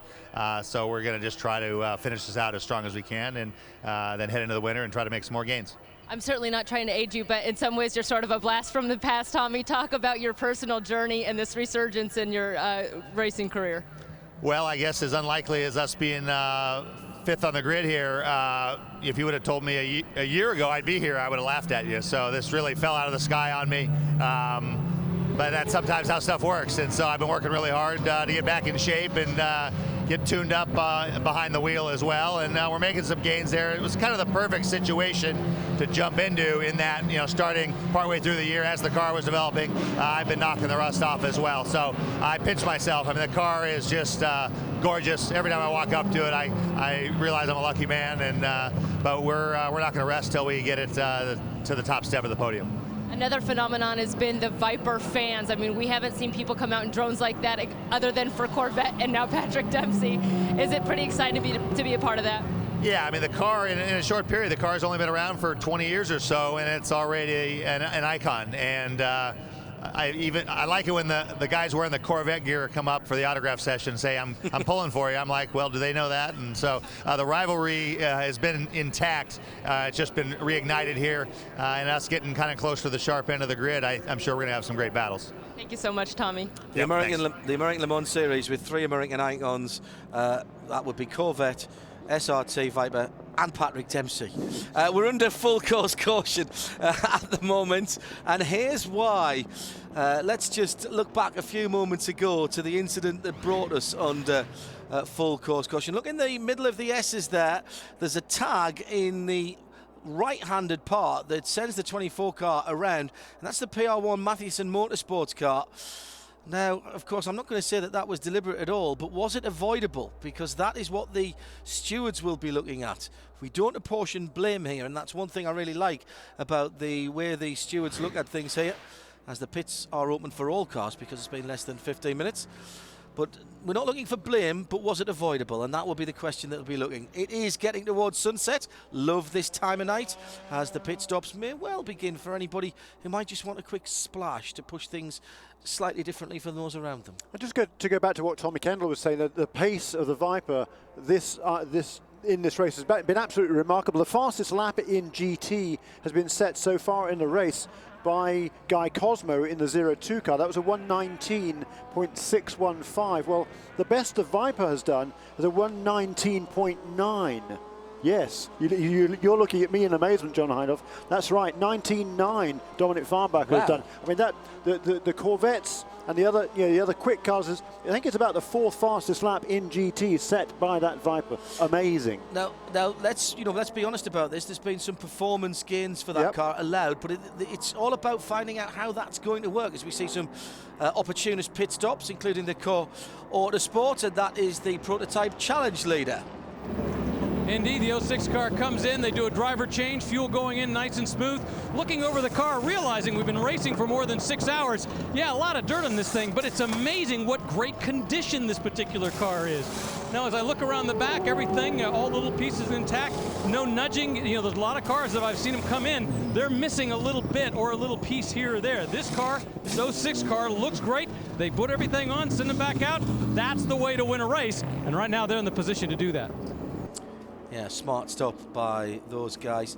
Yeah, just to go back to the Viper point that we were making there as the stops continue behind, actually, the IMSA Matmut Porsche coming out. We've got the 22 in there as well. That's second in GTC. Dion von Moltke has taken that car in. That looks like it's having a slightly longer stop than it needs to. We'll keep an eye on that. Also 56 BMW in and out as well. By the way, the answer to the wheels on the BMW, normal spoke wheels for the shorter courses, the cookie cutter wheels as I call them, or the vegetable cutter wheels for the higher speed tracks. So the back straight here at Petit Le Mans means that they can use pretty much either. So we actually even saw them using a mix with the spoke wheels on the front and the cookie cutters on the back. Back to the Viper for just a moment. Because it's got that bigger engine, Jeremy, it was always going to be a bit of a finger in the wind when the car came in, and they seem to be getting that right now. We saw earlier on, dragging down the long straight with the Corvette, performance was roughly similar. So we're getting to somewhere where the Viper does not have a huge advantage by having the bigger engine, but neither does it have a disadvantage by being sort of choked down so that it can't produce the revs. That's exactly right. I mean, it is still the heaviest car out there. It's lost 20 kilos of weight coming into this weekend. Wish I could. But yeah, really. But it is still the heaviest of all the GT cars. It weighs 1,275 kilos, and most of the other cars are around about 1,245 or so. There's some a bit lighter than that. The Porsche is 1,220, but you know, it's they've done a good job in balancing the performance of these cars, no question. That is the look down on the start-finish line from the Porsche aerial camera. Our pit lane team have been outstanding already in this race, and in an effort to educate you even more about sports car racing, here's Jamie Howe. We've talked about the teams that have come over from Europe to participate in this race. One of the drivers, Nicolas Prost, I had an interesting conversation with him. One thing that we take for granted in the United States is the helmet safety that the American Le Mans Series and IMSA forces the drivers to use. One of those things is it's a quick eject system that they put into the helmet. There's actually a bladder, for a lack of a better word, that goes inside the helmet that's up against the driver's head. If there's an accident where the driver's neck or their head is in jeopardy, what the IMSA safety crew will do is they'll plug into here and actually fill this up with air, just like they're going to fill up an air mattress. That'll then fill the bladder with the air. Then they can safely remove the helmet. Well, the guys from Europe, they don't use this over in ELMS, so they had to have it put in just for this race. Talking to Nicolas Prost, he said this is his United States racing helmet. It's very interesting and tremendous stuff that obviously it immobilizes the neck as well. That's very clever that works. On board with the 11 JDX Porsche, and we're coming back to the green. And we saw that 06 car. It was leading in PC. Alex Popov brought that car into the pit lane. Ryan Dalziel took it out again, and that has enabled the team car, the 05. John Bennett, the owner of Core Autosport, he has now taken over the lead in PC. So we've got two cars there, the 05 and the 06 still on the same lap, battling for that PC race win this afternoon. Under 100 laps to go, so that's just under 250 miles, just on 250 miles. Just put that in perspective there, just on 250 miles. Remember, the 1,000-mile race is still 1,000 miles is what from, we decided, from Miami, Florida to Washington, D.C. Doing that in 10 hours, you'd be risking one or two speeding tickets, I would have thought, as just we come back to the green this time. So now it's all about concentration. 2 Indy 500s, round about 10, at least 10 Formula One races, 400 miles more than the longest Sprint Cup race, and there we are, Miami to Washington DC in less than 10 hours as it will be here today. Starting lap 297, we're back to green, and David Ernemeyer Hansen's got 12 seconds to make up on Scott Tucker when they go across the line in GT. Jan Magnussen is right up behind Johannes van Overbeek, and Jörg Müller's not too far away either as they go across the line. Watch out for Patrick Pilet getting involved in that as well. And in GTC, it's only about a second between Farnbacher and the 30 and the 22 of Lee Keen, despite that pit stop that we saw from Lee Keen earlier on. He's managed to get back out and around, so all still to play for. There is Johannes van Overbeek, and behind him with the red shade band, that is the number 3 of Jan Magnussen. Where is the BMW? It's in the next group of cars coming down into turn 6. This GT battle, once again, Jeremy, is going to thrill us all the way to the end. Yeah, I think the timing of this caution was kind of good for the drivers, because you could see from that shot there as the cars turned in to turn 7, the sun has now dropped behind the trees there, so that isn't going to be an issue anymore. It's going to get dark now, but at least you don't have that blinding sun in your eyes as you turn in to turn 7. And that transition time as well, you've got drivers now who will go right into the darkness, so they will go through this transitional period in the gloaming, if you like, or the dusk here. As the GT battle comes through again. Now, just having a look, where is the BMW? Has Muller had a decent lap in traffic? Just half a second between first and... Yes, he has! He's taken a second out the leaders, despite the fact that they're in absolutely clear air. So the BMW number 55 is absolutely on a tear, and he's in the money already. That's good stuff. Now there is the battle for the lead. And Hennemeyer Hansen down to 3.6 seconds. We're watching that as well because we're clever like that. And if that gets a bit closer, we'll take you back to that. That would be the battle for second overall in the lead in P2. But at the moment, these two very different GT cars providing the action. And that was the 2 level 5 cars there right behind this lead battle in GT. And I think the 95 car just went past the 055, and that would be to get back onto the lead lap for that number 95 car with Luis Diaz now at the wheel. Scott Tucker, he's driven both cars, so he doesn't really care which one wins, but that has got the number 95 car now back onto the lead lap in P2. So 3 cars on that lap. Now look back through the field and we'll look for the Hennemeyer Hansen car. There he is, just coming down through turn 10. There's the BMW as well. So in not very many seconds, we've got all the battles on the track going through. That's the 05 Core Autosport car with John Bennett leading PC. There's the BMW, there's the Nissan Delta Wing, and there's Hennemeyer Hansen. And I think as well, Jeremy, if when we see the 2 level 5 cars again, as the Oak car unlaps itself, the number 35 of Bertrand Baguette, I think when we see the 2 Scott Tucker level 5 cars, one of them's missing a rear light, but the good news is they've got a central rear light, so they're still showing 2, and that will be important as they go into darkness. We were talking to Scott Elkins and Paul Walter, the guys who make these decisions, and they will allow 1 rear tail light whilst it's still light, but once it gets dark you've got to have 2. Now GTC, see, battles everywhere. I did tell you, stay with us here, ladies and gentlemen, because the red car and the white car are battling for the lead in the GTC category. Coming down through the S's and up into turn 5 now. The number 11 car, that's a few laps back in GTC, but the 2 cars behind that, number 30 and 22, absolutely tied together. That is Farnbacher leading. It's Mario Farnbacher, not Dominic. Dominic is driving the Viper. Younger brother Mario at the wheel of car number 30, and Lee Keen, already a multiple champion in this sort of car, is tracking him down. Already tied up the championship for the number 22 car, Alex Job Racing. It's Cooper McNeil who's a solo champion there, because Lee Keen had to miss a couple of races. So Cooper McNeil already crowned the champion in the GTC category, but they want to do as well as they can today so that Lee Keen can cement second place in the driver's standing as well. Now look at how the 30 has gapped the second place car and put that 11 between him and the 22 as they go under the bridge and head down towards it. This has been a great run for the NGT 30 car. Mario Farnbacher is the 7 years younger brother of Dominic Farnbacher. I talked to Dominic and Mario before the race. Dominic, he told them to take it easy. It's a test. Drive consistently and don't mess up. That's a lot of pressure coming from big brother. Yeah, absolutely.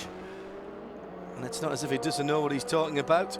So that's just broken out a little bit as we've got the JDX Hertz-sponsored 11 car between the leaders. It's closing up in P2. 0.55 and 37, now just 2 seconds between them, but here's the battle for GT, and that is Van Overbeek and Jan Magnussen. It was 0.2 of a second across the line. They've had traffic in between them as well that split them up, but can Jan Magnussen now, with clear track, get back towards the Ferrari? Got a much better run at the final corner. He's coming from way back. Surely he's not going to have a look from there. Well, he thought about it, but my goodness, did he not make up at least 5 or 6, maybe more cars lengths, because the 01 just had to go offline, Jeremy, as one of the prototype cars we're going through. Yeah, so this is a great battle, and you know that the Corvette guys, they desperately want to get this race win for Jan Magnussen. They're still battling for that second place in the driver's standings, but more than anything else, I think they really want to get that win for Magnussen in the number 3 car to maintain that remarkable record he has of winning one race at least every single season of the American Le Mans Series. It does seem as though that the Ferrari gets through the far end of the circuit, the northwest side. There is the 3 car of Jan Magnussen, just about to be passed by Lucas Ordonez in the Nissan Delta Wing, and well done to the guys for getting that rebuilt, by the way. They worked very, very hard overnight, Wednesday and Thursday. Didn't actually need to have missed any track time. They were just tired and decided to, I think, wisely, to give the guys a bit of a break. Just unbelievable pace by the Ferrari through the twisty bits. And it seems as though the Corvette does get a better run through this area of the circuit. Let's see if it happens again. Got cars between them though this time. And the Ferrari, got a much better run onto the front straight, and Jan Magnussen makes very little ground. Oh, now here's interesting though, because the Nissan Delta Wing got ahead of the Ferrari and slows it up the hill quite considerably. Through goes the Merchant Services car as well.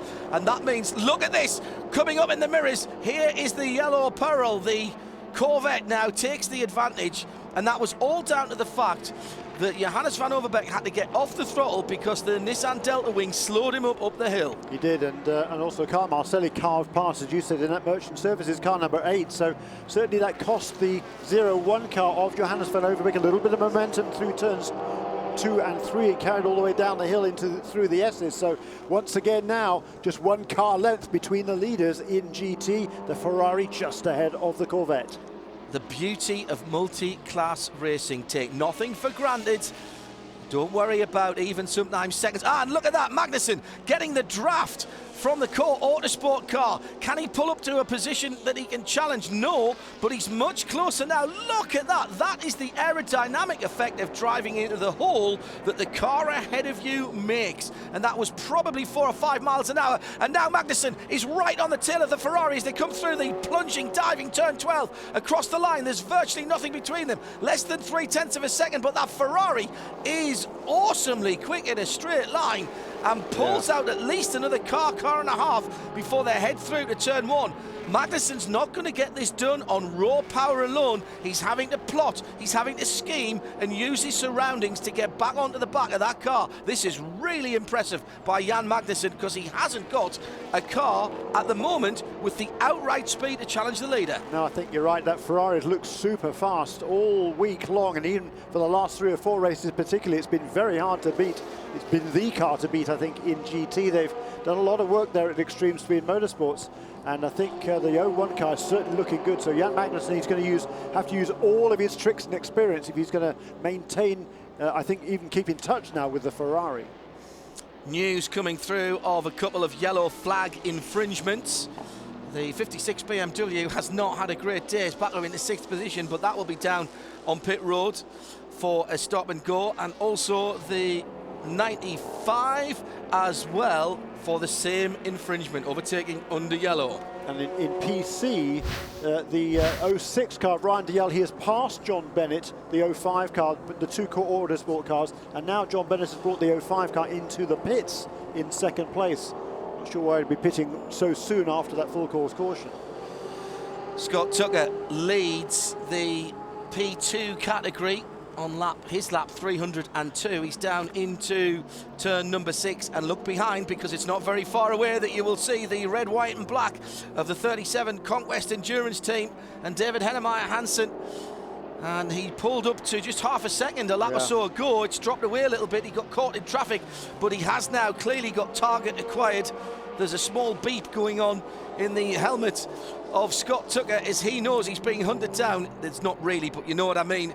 He will have noticed those lights behind him, and the team will be telling him that that is a battle for position, and traffic at the moment may not be his friend. As through again comes Bertrand Paguette, who is absolutely flying at the moment. Also going quickly, the number 1 Greaves Motorsport car. I've had a terrible day today. That's Alex Brundle at the wheel of that, and he's putting in some fast times too. They had they had a very lengthy delay, that number 1 car, early in the race, but you're right, Baguette is certainly flying, but he is 9 or 10 laps now down on the leaders in P2. And there is the 37. I was just about to say Luis Diaz is right on his tail, but that's not Luis Diaz. And in the glare of the headlights in turn 1, he sneaked through into the lead, and that is a change of leader. That car ahead now is the leader of P2, and David Hennemeyer Hansen of the 37 Conquest team are up to 2nd place overall, and Scott Tucker drops down to 3rd, and now he's got Baguette between himself and the leader as well. Hennemeyer Hansen, what has he had for lunch? There was the pass. Just amazing stuff. That's the Alex Brundle going past as well, yeah, isn't absolutely. it? Here's a look at turn number 1. You'll have to pick it out the headlights, but trust me, it does happen. Look to the left-hand side. Flash, flash, flash. That's the 37 car, gets through. And that was a really smart piece of driving by Hennemeyer Hansen, but also credit Scott Tucker, you know. Once again, Scott Tucker gets, well, he doesn't really get held up. Changes up, look to the right-hand side, watch his head. Yeah, saw him come through, didn't try to block him, knew the game was up there. And Scott Tucker's really improved his driving over the last year, and he is becoming a very savvy endurance racer. Absolutely right. He's been very fast on occasion too. A couple of races ago, I think it was at Canadian Tire Motorsport Park, he's at the fastest lap in the class. I think it was certainly one of the races around about that time in the season. But he does an awful lot of driving. He won 2 SCCA National Championships, 2 more SCCA National Championships at Road America a few weeks ago. So, you know, he's a very accomplished driver now. He's 50 years of age. He took up the sport relatively late in life. He's doing it for less than 10 years, but, you know, he is fast, but he's a good heads-up driving as well, I think, there also by Scott Tucker. Still a long way to go in this race. Yeah, this is great stuff out there in the darkness. My favourite time, when it's not quite light and not quite dark. Dark enough to be able to see the headlights and the brake discs and the exhaust flames, but light enough to still pick the cars out. Yeah. And the drivers like it now as well. It's all cooling down. Hennemeyer Hansen then starts lap 305 for him. And he'd be wise to allow the very rapid Bertrand Paguette through. Paguette actually is just a lap behind. Oh no, he's not. Forget that.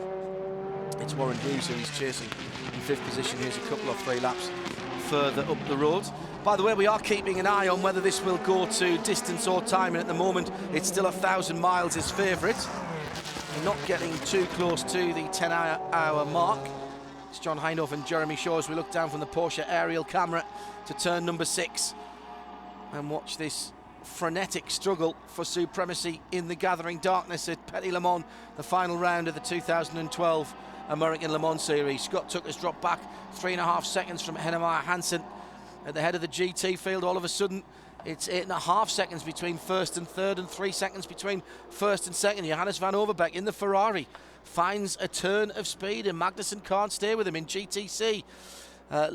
Farnbacher and Keane still separated by just a couple of seconds, but it is a couple of seconds, as behind the wall is the number 24. That's the Norton-sponsored car that we saw having the problem earlier on that brought out the full course caution. Michael Avenatti has gone behind the wall. And in P2, we talked about number 95 car getting its lap back, Luis Diaz, but he has just made a pit stop as well, and that can't have been scheduled. He was in the pits last during that previous caution period, so he certainly shouldn't have needed to make a pit stop at this stage in the race. So it's now the 37 car leads by 3.5 seconds last time around over the number 055 of Scott Tucker. Pierre Chirier in that car number 46 has moved himself now up into third place with that additional pit stop by Luis Diaz in car number 95. Luke Edwards has tweeted at Specutainment, white lights versus yellow lights. Just driver preference? No. White lights prototype, yellow lights GT.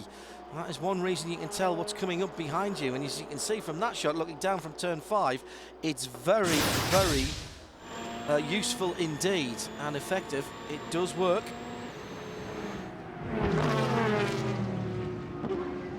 Quite clearly, the very bright white lights are the prototypes. They're the faster cars. Andrea Bellicchi in the number 12. This is great stuff from Rebellion and absolute reward for all the hard work they've put in doing 3 races of potentially 22 hours in 3 consecutive weekends. And it's not just the racing time, of course, it's the logistics, it's the travel, it's the setup, it's the teardown, it's the build, it's the rebuild, it's the washing, it's the travelling, it's the airport, it's the everything that goes into that. The sleepless nights. They won't know whether they've been punched, bored or countersunk by the end of this 3 weeks, will they? Dempsey Racing earlier on, Patrick Dempsey getting a really bad look at the draw as the Grey's Anatomy star pushed into the wall. Very big hit, and the Lola Coupe taking the brunt of it and doing exactly what it was meant to do. Certainly not his fault, that's for sure.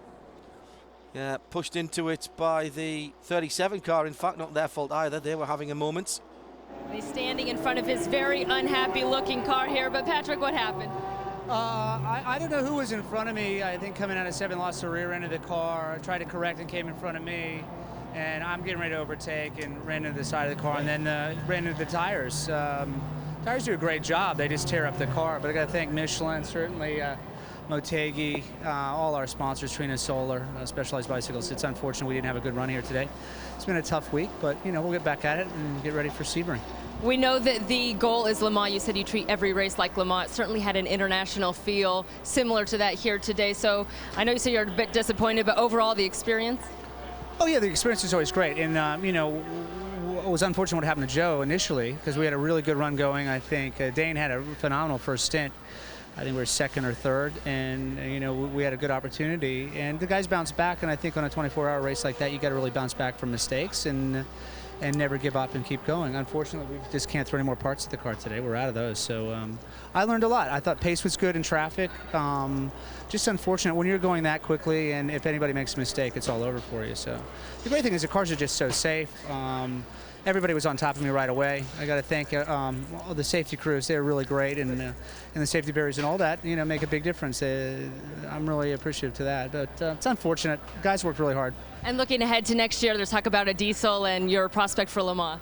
Yeah, we're hoping that works out. I know they're still developing the motor, and hopefully we'll get a chance to do that with Mazda. We'll see what happens. We're still working on what we're going to do next year. I know I want to stay in the LMP2. I think it's a great car to drive. It's a lot of fun. The competition's great. I was having a great time. It's just unfortunate. We're out of the race. It's too bad. Thank you, Patrick. Thank you very much. And you can tell, that he is disappointed by that. It's one of the things you've got to love about Mr. Dempsey. And the Corvette Racing car from second place in GT in the pits. And it was a clean stop for the number 3 Corvette, Jan Magnussen, who looks to keep his winning streak alive. Will turn duties over to Antonio Garcia, so it'll be up to his teammates now to keep that record alive for him. And Corvette actually utilizing a little technology. You can see 4 squares of LED lights up there on their fueling bar.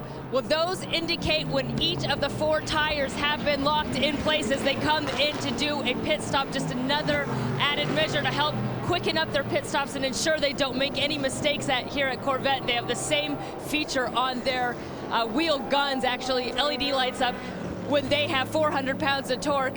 Always looking to advance the system here at Corvette, Jamie. The 01 from Extreme Speed Motorsports also on pit road. Johannes Vedovberbeck going to stay behind the wheel of the car, but because his sister car, the number 02 Ferrari, is also on pit road, he had to pull in at an angle. This could be an issue when it's time for him to leave pit lane. Fueling complete, he is going to get 4 new Michelin tires. O2 car, they had to push his sister car back to give him room to go.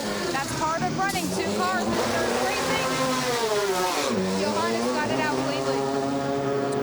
Yeah, and that was the leader in the GT category coming in after the second place in GT category. That cycles the 55 BMW through to the lead. And Jeremy, looking at that, that might have been tactical stops for both of the O2 and the number 3. We've got for the leader some 80 laps to go. And I wonder, I mean, is that just one more pit stop? Is that what they're doing? Is that they're back counting from there? I suppose it's possible. They run laps around the 120 mark. So it could be that they're back counting to the end of the race. I think you're absolutely right, because they were last made a pit stop only 30 laps ago, and some of that was under caution since then. So I think you're right. I think they're playing. That's the only thing I can think of. There's a pass, though. No, that's the one. I've just, sorry, Okay. I pointed and sold you a dummy there. Sorry, my bad. That is the O2 car ahead of the 3 as they've gone out. No, that I tell a lie. Yeah. That was the O2. That was the O2. I should have gone with the first instincts there, Jeremy. Well done, you. And as he goes down, that is now for second place as the O2 car gets out of the way and lets them go through. So that means now that Jörg now remember the BMW was off kilter to them, wasn't it, Jeremy, because he stayed out to get his lap back. Yeah. And this is interesting that the Corvette and the Ferrari, oh, somebody there with no lights on. No lights at all on that car, on the front of it at least, as he heads up the hill, and just the exhaust glowing with the centre red light. Was that one of the core cars? That was one of the core cars. That car will have to come along pit lane. The marshals at the edges of the circuit will, oh, now it's back on again. It's back on again. There it is going through. Whoa, that would have been a scary moment as you're going up into the darkest part of the circuit. So GT then, tactical pit stops for Corvette, and Corvette have forced Ferrari in as well. Beliki from Hennemeyer Hansen, DL, Müller and Farnbach, class leaders.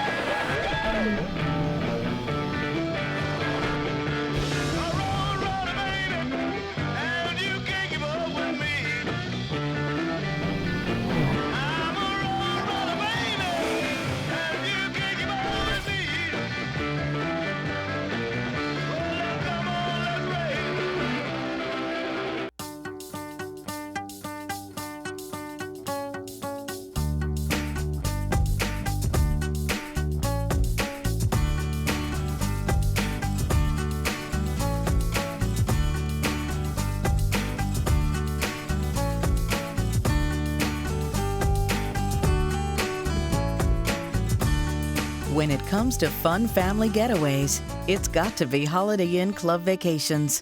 Room to be yourself. Love it, love it, love it, love it. Daytime, nighttime from the Porsche aerial camera, Petit Le Mans, Road Atlanta, Braselton looks fantastic. And down on the track, the battle is as hot as ever in GT. At the front of the field, we've got a fantastic scrap going on, and that is second place now. Scott Tucker dropped away to 15 seconds. News coming through that is going to affect the front of the P2 field. And Jeremy, we've been, the guys have been very clear about this, that in the yellow flag periods, if there's any improper actions go on the wave by or the pass around, it will be dealt with punitively. And it seems as though the 055 has made some mistake, error, and gained an advantage. And they are going to be penalised with a 2 minutes and 26 seconds stop and hold for the improper pass around and passing under yellow as well. So it's a double whammy. Double penalty, yeah. Here comes that car to serve in the pits. And that was the reason why that last caution was extended as long as it was, because they were trying to figure out through the timing and scoring system exactly what had occurred there. I thought that was something strange had happened, because I reckon the number 46 car and the number 118, or 95 and a 118, should have been back on the lead lap with the 055 and the 37. When the 37 got the wave around, that effectively moved them one lap clear of those other two. So I knew something strange had gone on. I didn't know what. That explains it. And 2 minutes 26, that was the reason that number has been plucked out of the sky, is because that was the amount of time, I think, that the pace car was doing. That was the lap time of the pace car. So that's effectively how much time he gained on everybody else. Correct, absolutely right. It's not just a random number. And there is the confirmation for Scott Tucker for level 5. Absolutely crushing news for the Franchitti brothers. They've done such hard work to get that car up to second in class. Now it will lose, of course, the back of the leader. Will Thirier get through into second? I think he will, and Diaz will possibly go through into third, and Hughesy might get on. No, he'll still be one lap back, won't he, when he comes through? It'll depend where Warren Hughes is on the track in that number 6 car as to just how close it is, but I think he'll still be one lap back. But what it does do is give David Hennemeyer Hansen a fantastic leg up at the head of the field. Certainly does. He's now going to have a full 1 lap advantage over the rest of the field in P2. So he's still 3 laps behind the overall race leader. And yes, let's not forget that number 12 car, the Rebellion, Lola Nissahan, with Andrea Bellicchi at the wheel at the moment, as he has been for quite a long time actually. But David Heinemeyer Hansen now in that Conquest Endurance car in second place, and he'll have a lap advantage. And I think it's going to be Pierre Thirier in that car number 46, the TDS by Thirier entry, the Oreca Nissan, that will move up into third place overall. And Luis Diaz, after also making that stop since the last full course caution, he's going to be back up now into fourth place overall. Still the battle at the... It's a long time to wait. Oh, is it not? The green, by the way, is not a light from the dashboard. He's about to turn into the Incredible Hulk because he's so annoyed with himself for doing something wrong. It's not true, actually. There is David Hennemeyer Hansen, who is the major beneficiary of that at the head of the field. And in second now has gone through Luis Diaz, and he's just 3.5 seconds ahead of Pierre Thirier. In fact, he's gone past Thirier. He's gone past Thirier, so Diaz has made up a position. He's gone in the pits. Yeah, absolutely. There goes Scott Tucker.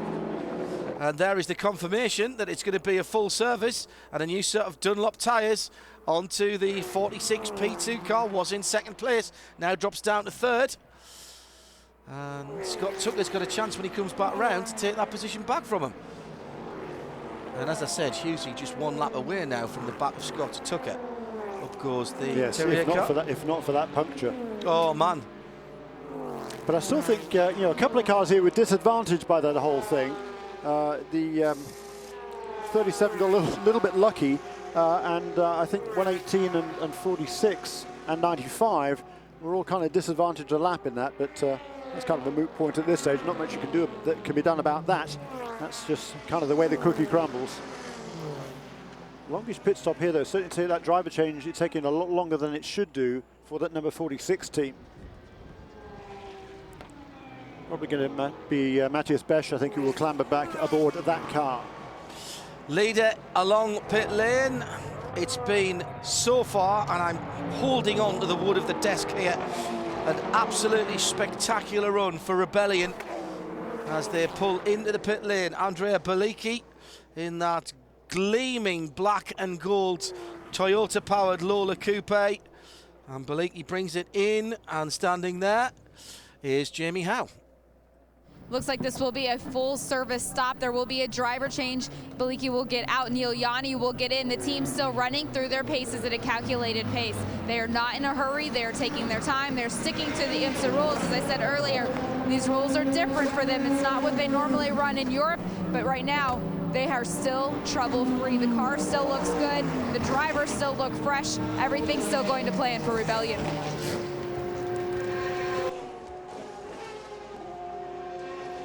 Wait, don't do anything yet. The fuel's still going in. Now you can go to work as the car comes up slightly reluctantly, actually, on its air jacks. And again, remind you, this car raced just a couple of weekends ago, 3 weekends ago, in Bahrain. It was the spare chassis. Down it goes. Fire.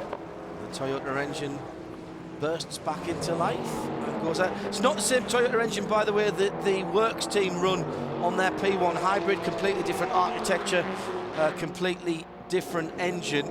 This is a now available customer engine for P2 from Toyota, based of course on a stock block, and the P1 of course a bespoke engine. Just look how difficult it is, Jeremy, coming out of the pits with a good driver and a car that's leading the race to get heat into the tyres. And for the first half lap or 3/4 of the lap, you're just a sitting duck, aren't you? There's not a chance that you can take any kind of speed. GT cars going past them there, and that must be tremendously frustrating for the professional drivers in P1. Heads down towards turn 6. Got to be nice and clever here, not let the car understeer off. It is a skill getting tyres back up to speed and temperature.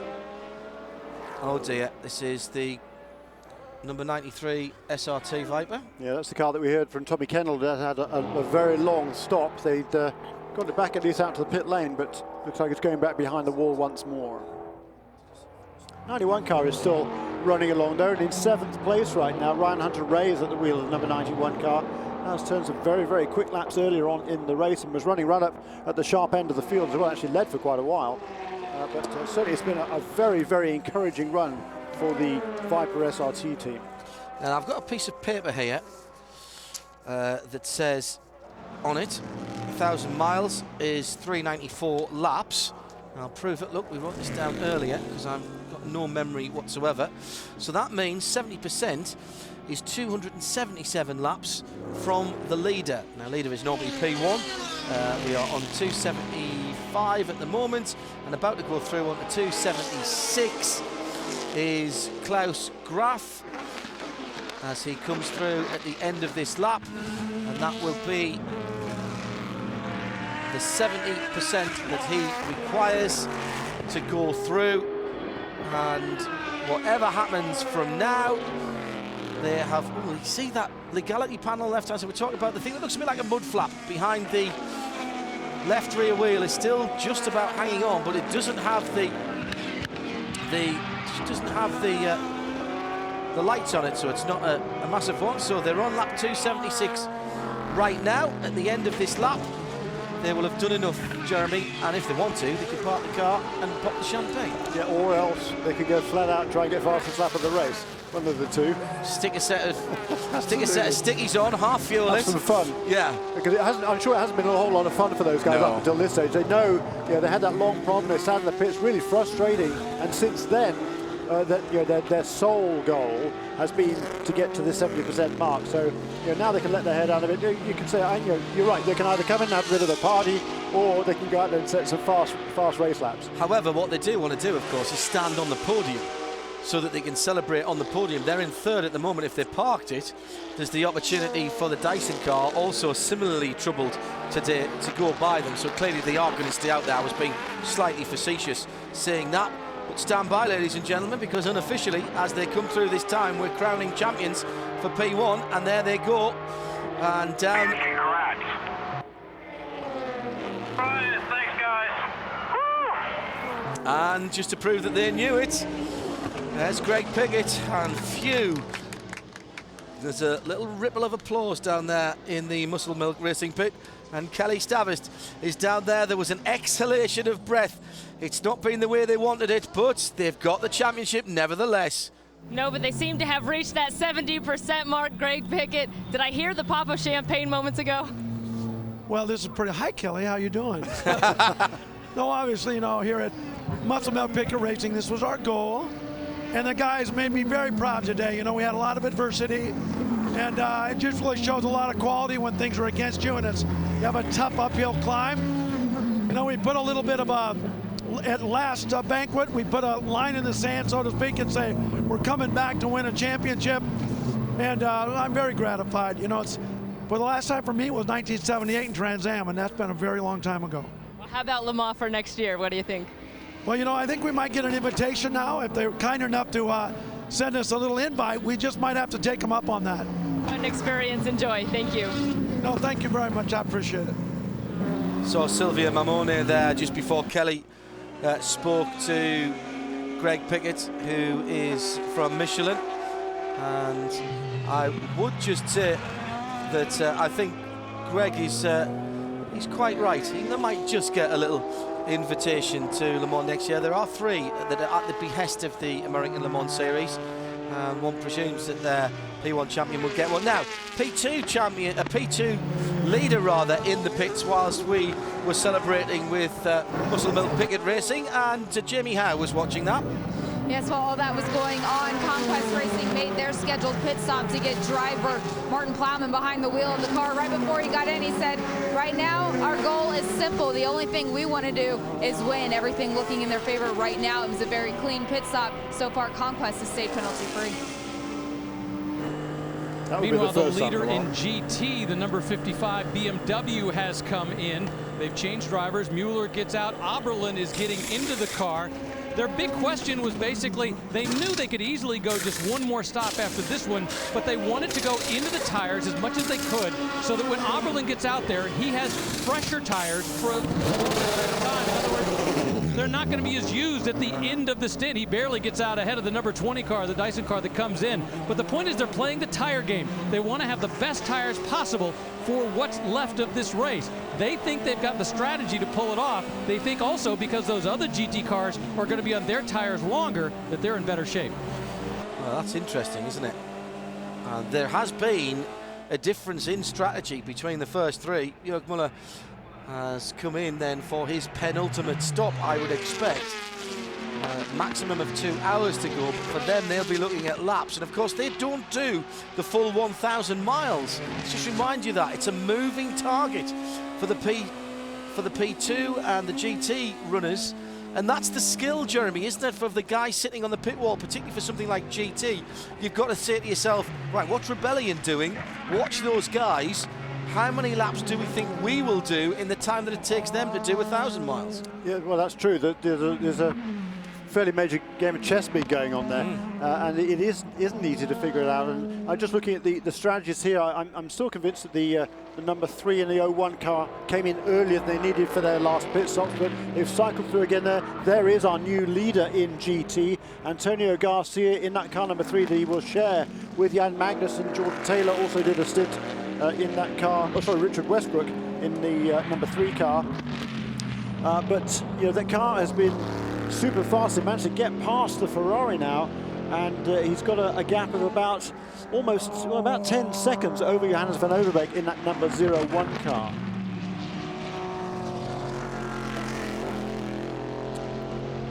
Just listening to the engines out there in the darkness, it does seem to have a slightly different resonance, doesn't it?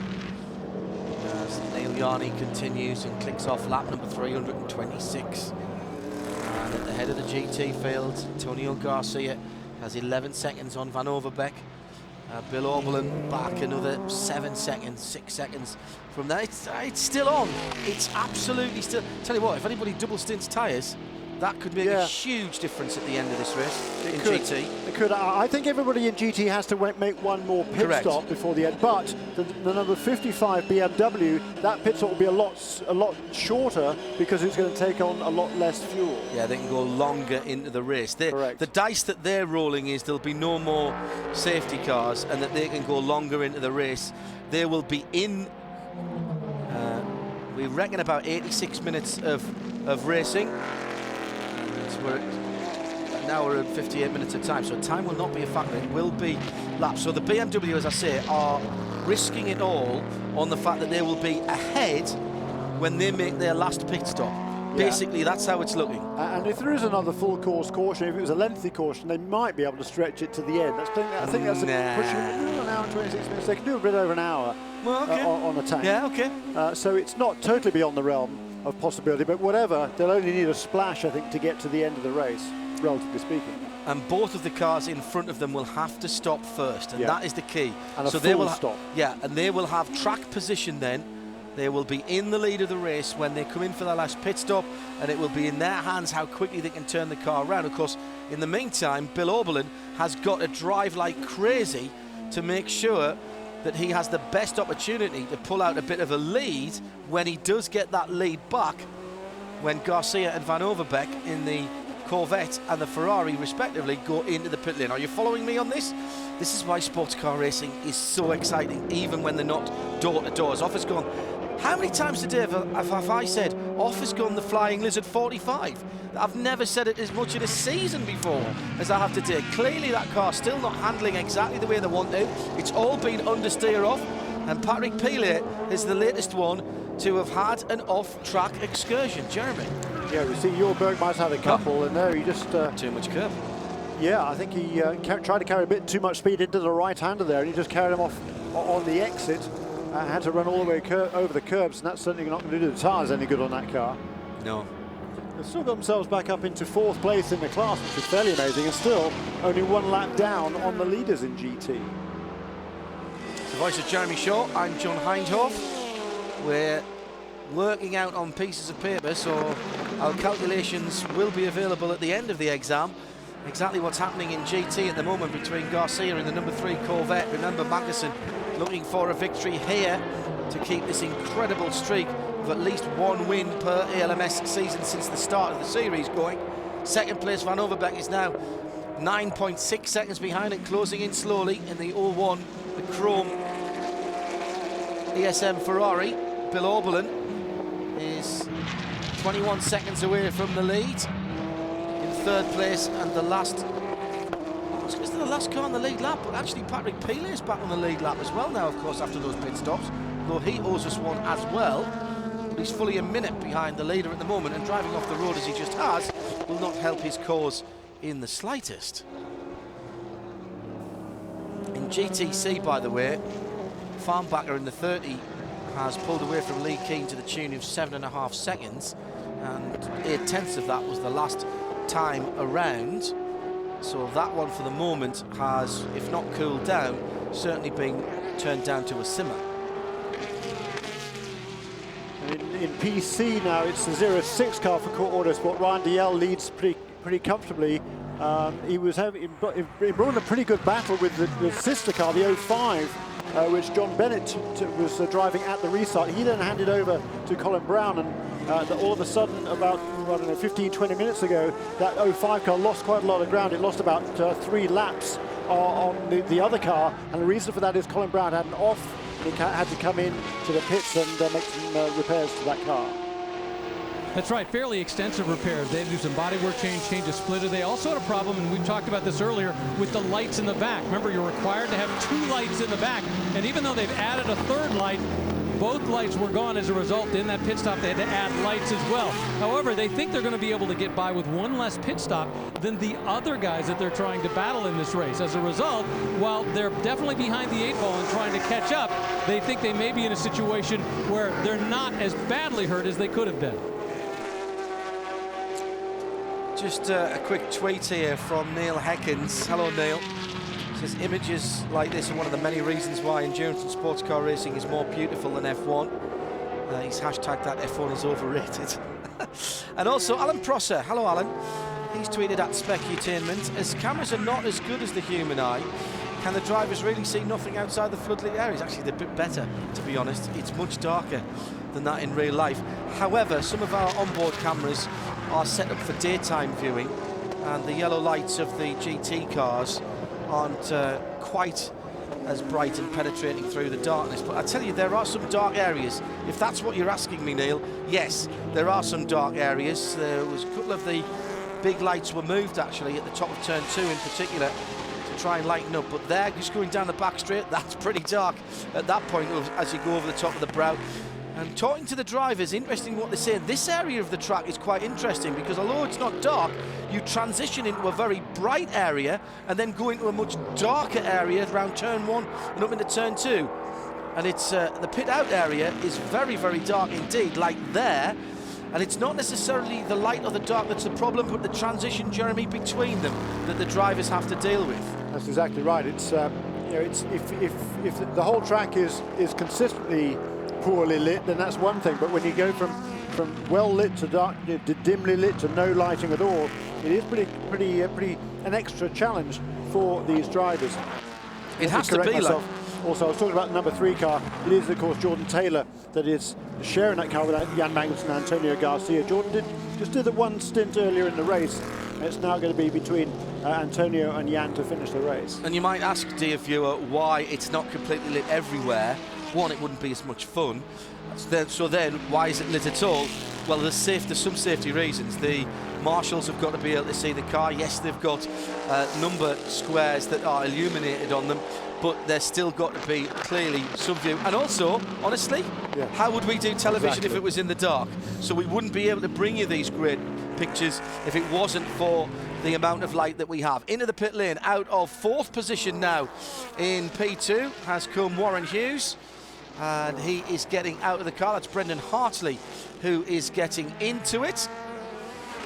And the Murphy prototype team's about to put a new set of brand new sticker Dunlop tyres on there as the fuel continues to go in. The driver will get strapped in.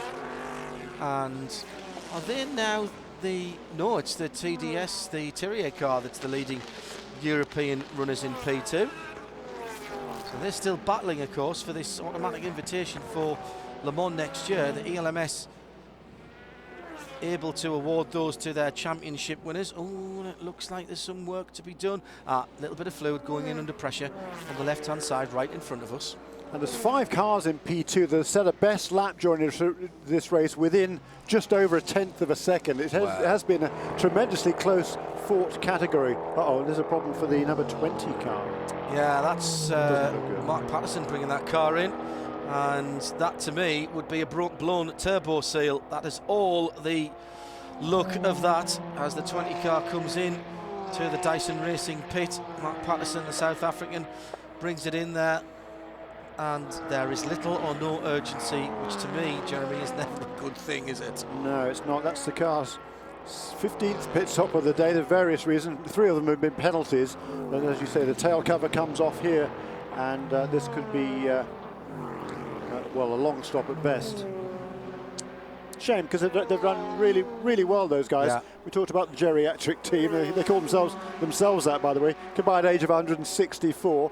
Not bad. I think they've done a very respectable effort in this whole race. If not for those 3 penalties, they'd certainly be up there in the top 3 or 4 positions overall. Yeah, not sure they would have challenged the Rebellion car, in fairness, but they might have been able to keep pace with some of the faster P2 cars, which are dominating the top 5 at the moment, with the 37 in 2nd place, the 95 in 3rd, the 46 in 4th, and the 55 in 5th.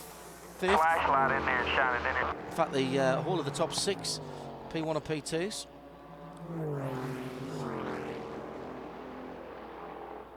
Trying to get over unless you're working on the engine. I did think I saw Brendan Hartley get into the Yeah, 18 car. It wasn't Hughes's helmet, and it wasn't Jody Firth's helmet. That would have been Brendan for sure. That was his turn, in the regular rotation. Plus, he's the quickest driver in that car. They would have wanted him to finish off the race. And Brendan Hartley, he's still a youngster, and he tested the Mercedes Formula One car a few weeks ago, just at the young driver test. And apparently the team was very, very impressed with him. He was a former Red Bull junior driver. They dropped him a few years ago, but he's kept his career going. He comes from a very sort of modest family in New Zealand. Actually, his father's a very well-known engine builder, particularly Formula 4 cars and sprint cars in New Zealand. Great family. Prototype challenge leader in the pit lane. They're having a look, but it looks fairly standard. Rick? Yeah, I've been talking with this team all afternoon. They say they have one big problem. It's simply time. They're worried about the amount of time left. They've been doing so well. You know, as time goes on, something can happen. I do want to point out one thing. We've talked about the fact that there are 3 lights on the back. Notice in the center, that one that's blinking, that's actually just a mountain bike light with a lithium battery that they put on, and they've installed. They're not putting tires on. They just put fuel on, and with those 3 lights, in case one of them gets knocked off, they still got a spare. They're back out on the track. It's a very smart trick that we used to do in lawnmower racing, honestly. The way you used to have rear lights, so you put battery-powered lights on just in case something went wrong, you blew a bulb or whatever. The Wisborough Green 24 and indeed 25 hours. I have run in both of those, and that was an experience, I can tell you. Of all the useless things that I have talent for, is driving a lawnmower super quickly. So the Flying Lizard number 45 comes in. Patrick Peele from 4th position. Just going to fall off the lead lap of GT by doing this. By the way, Bill Oberlin has closed up massively onto the back of Van. Oh, dear me, that's Brendan Hartley. He's right your on. brake lights on so cars can see you. He's lost power. Come on, Brendan. Needs to get that. No, don't roll back down the track. Needs to try and get it restarted. You can see he's trying. The flickering rear lights will tell you that. Well, I have nothing. Right, turn off the master, recycle everything. That'll be the next thing you'll hear from the pits. AGS on the dashboard. Try cycling that. There you go. There's another car that's only got 1 rear light as well going out of the pits.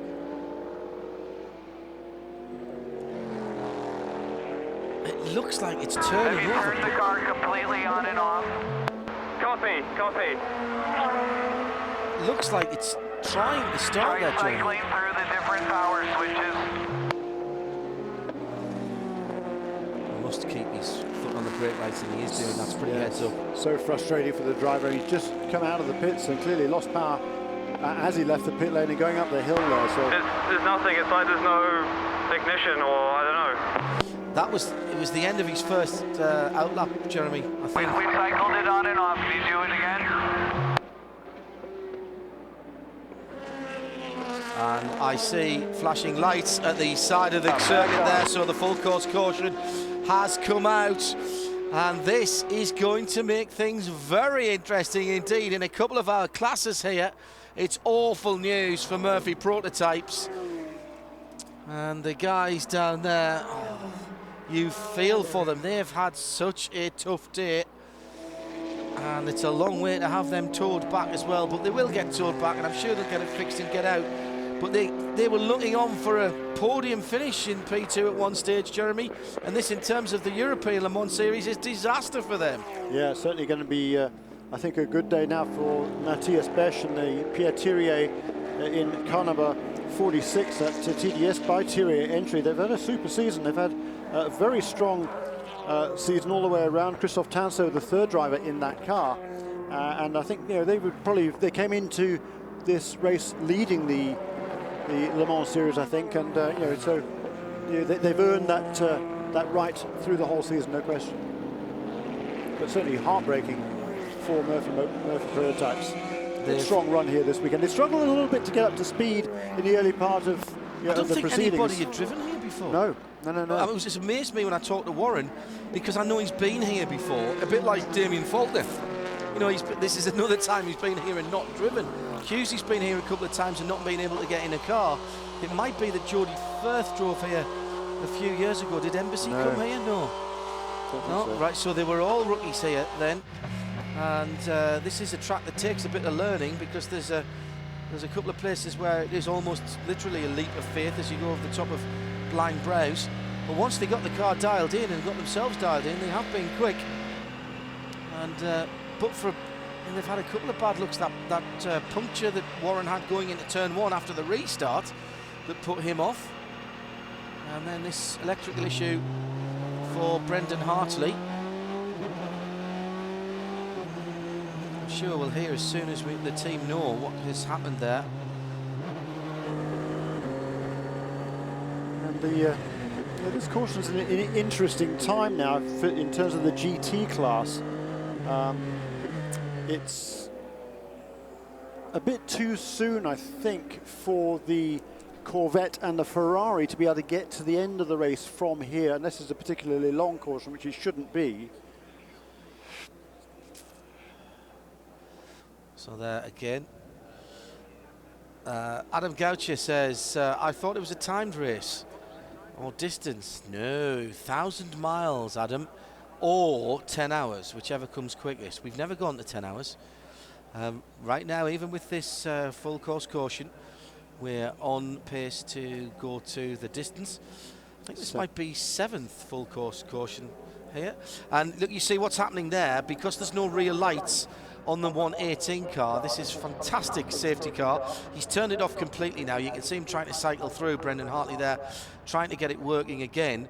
And in fact, he's tapping the rear brake lights, trying to get it going. But that's why the second vehicle is sitting in behind it there and running effectively as tail gunner. Again, little golf clap here in the booth to all of our safety workers. They're the people who we want to do absolutely no work at all today.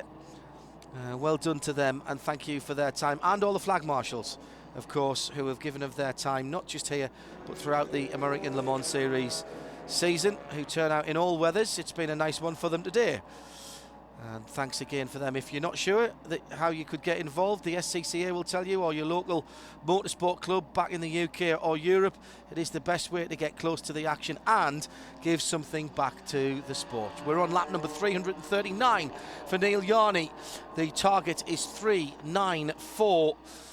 And there's still some racing to be done here as we're waiting for the clear up of the 118 car. Yarney, Plowman, DL, Garcia and Farnbacher are the class leaders. And more from Petit Le Mans when we come back.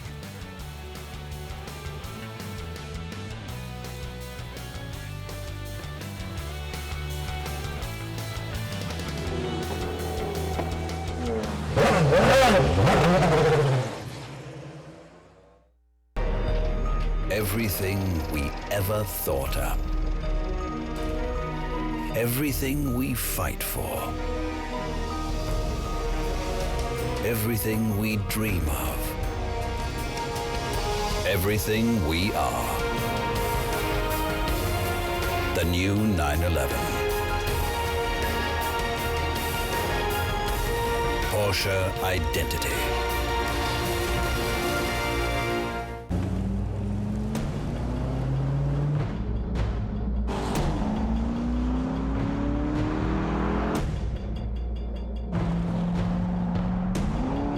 It's not just what we gave the new Corvette 427 that makes it special.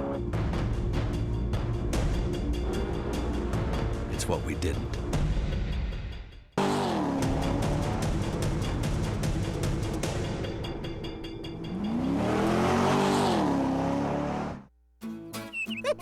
First day of spring.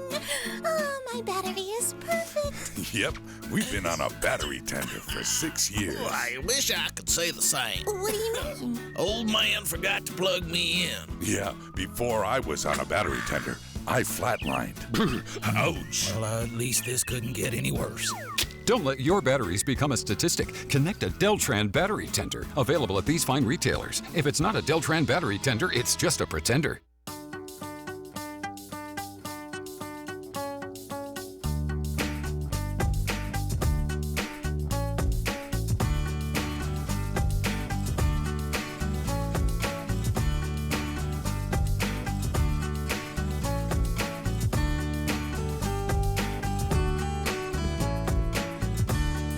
When it comes to fun family getaways, it's got to be Holiday Inn Club Vacations.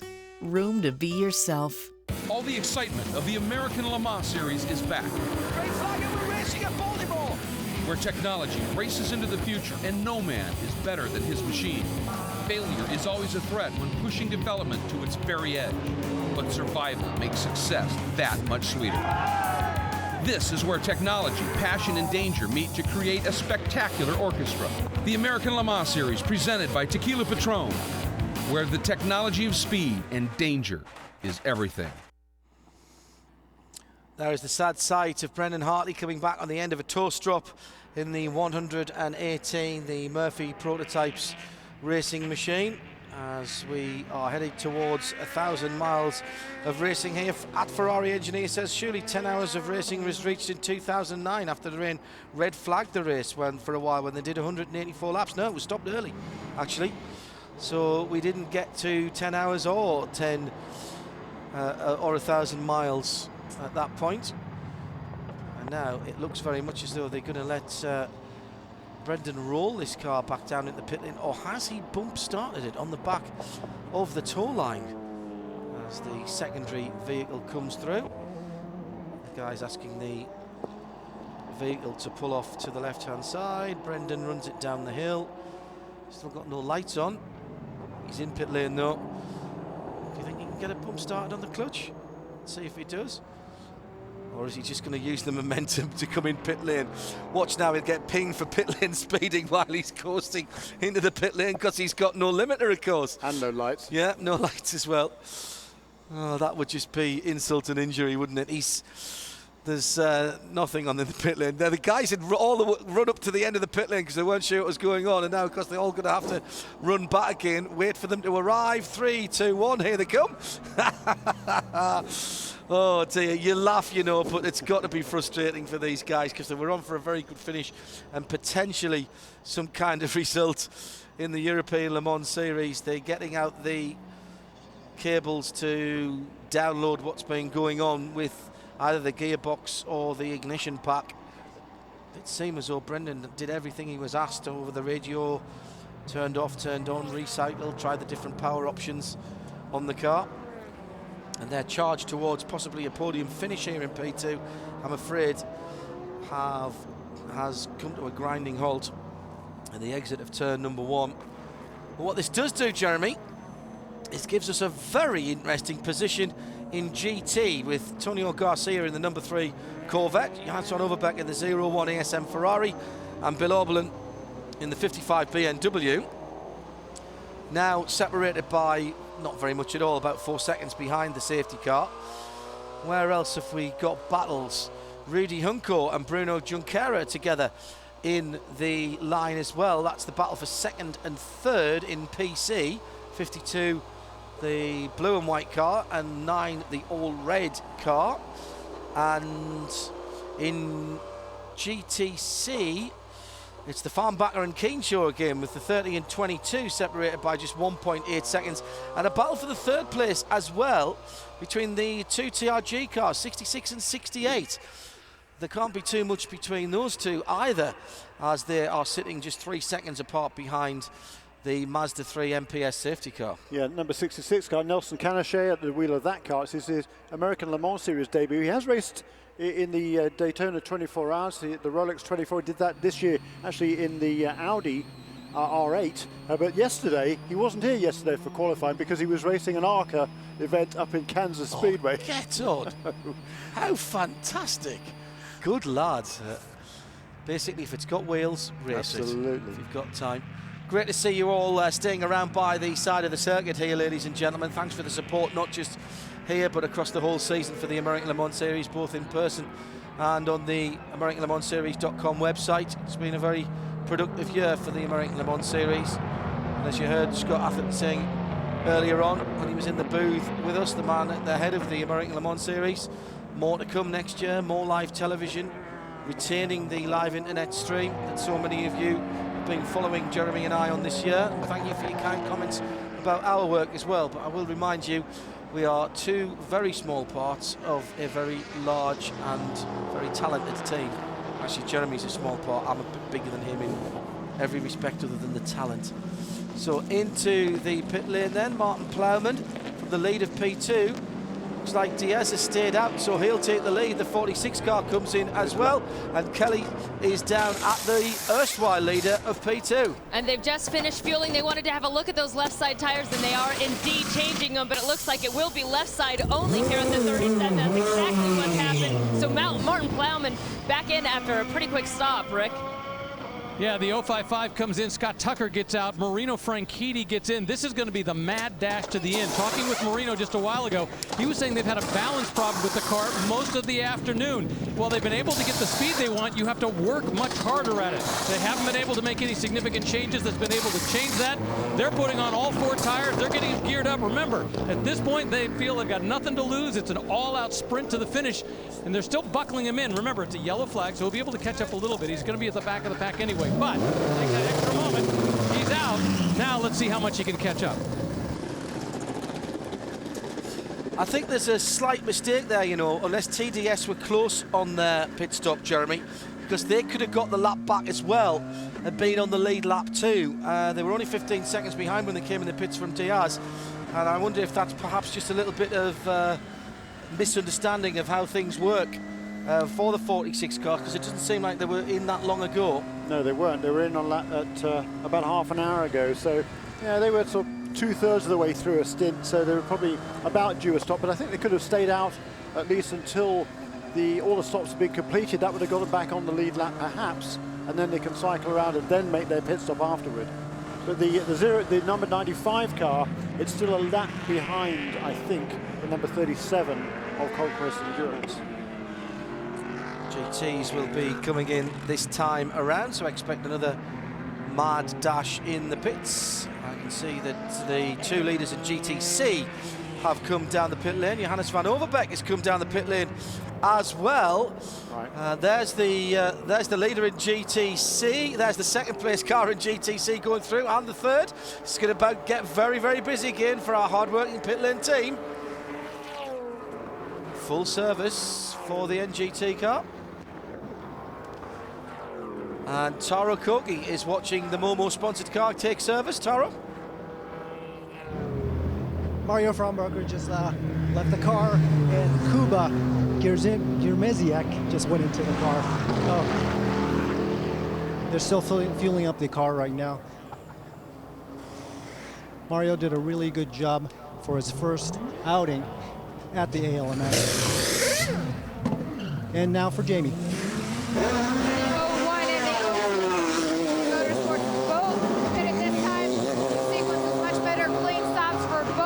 In the 01, they did do a driver change. Tony Vilander now behind the wheel. Ah, interesting. Now Garcia and Oberlin stayed out, so that is again a difference in tactical thinking at the head of the GT battle. There goes the 30 car. It gets out, and I would say, because they're both stopped, they got out before they lost the lead. Yes, indeed they did. So 3:42 laps in the book, and another little bit of action there. Hello to you all if you are just joining us. John Hindhaugh here and Jeremy Shaw just off to my right, your left on camera. Welcome to our humble abode here in the paddock here. And Jeremy working away as ever. Scary. Scary looking at yourself, isn't it? Yeah, sorry about that. Some thoughts, Jeremy, about what we've seen so far. Clearly the GT race in particular is not yet over, and the tactical differences are fascinating to me here. Yeah, they are, aren't they? The Corvette, I think, didn't come in that time, did it? So they stay out in the lead. The 01 car, the Ferrari, did come in. The BMW did not. So, yeah, a lot of strategies still to be played out. You know, we've still got, 50 laps to go in this race. So they can't do 50 laps on a tank of fuel, no. The GT cars. So they're going to need either have some help with another caution period, or they're going to have to make another pit stop before the end of the race. What the 01 has done, of course, is changed rubber, so that gives it fresher rubber. I think this is great news for Bill Oberlin, because, of course, he was the one who stopped last until this yellow flag. He'll get extra mileage, and this just makes his last pit stop way shorter than everybody else. That is on board with Bill Oberlin. That's what he can see out there in the darkness. Okay, it's not bad news, it's awful news for Garcia, except Bill Oberlin is now up his tailpipes with all right, more fuel but fresher tyres. Yeah, but I don't think the BMW has quite the pace of the Ferrari or the Corvette. I think the Ferrari, I think, is a little bit quicker in ultimate pace, but not by much over the Corvette. Those two are very closely matched. Let's go down to Rick de Bruyne, who's down in the pit lane. He can give us perhaps a little insight into the strategy of BMW. Rick? Well, and let's say that strategy is a moving target. Talking with the team, I said, are you going to come in? They said, well, we're going to see what the leaders are going to do. Well, the leaders split a strategy. One stayed out, one came in. They opted to stay out. The reason being, as you were mentioning, they feel that they have to do at least one more pit stop, even if they were to come in now. So they felt they wanted to stay out. They like the strategy of the tires. They also feel that their car has kind of come in. It's nicely set up. So they're ready for these last long stints, or the last short stints is what they're hoping for, to the green. Yeah, I agree exactly with that, Rick. That's spot on. And what they've got now is the opportunity for Bill. They might just have played with tyre compounds, you know, with those Dunlops, as it's getting a little bit cooler, and they might just let Bill off the leash here. That is the leader in class, right ahead of him.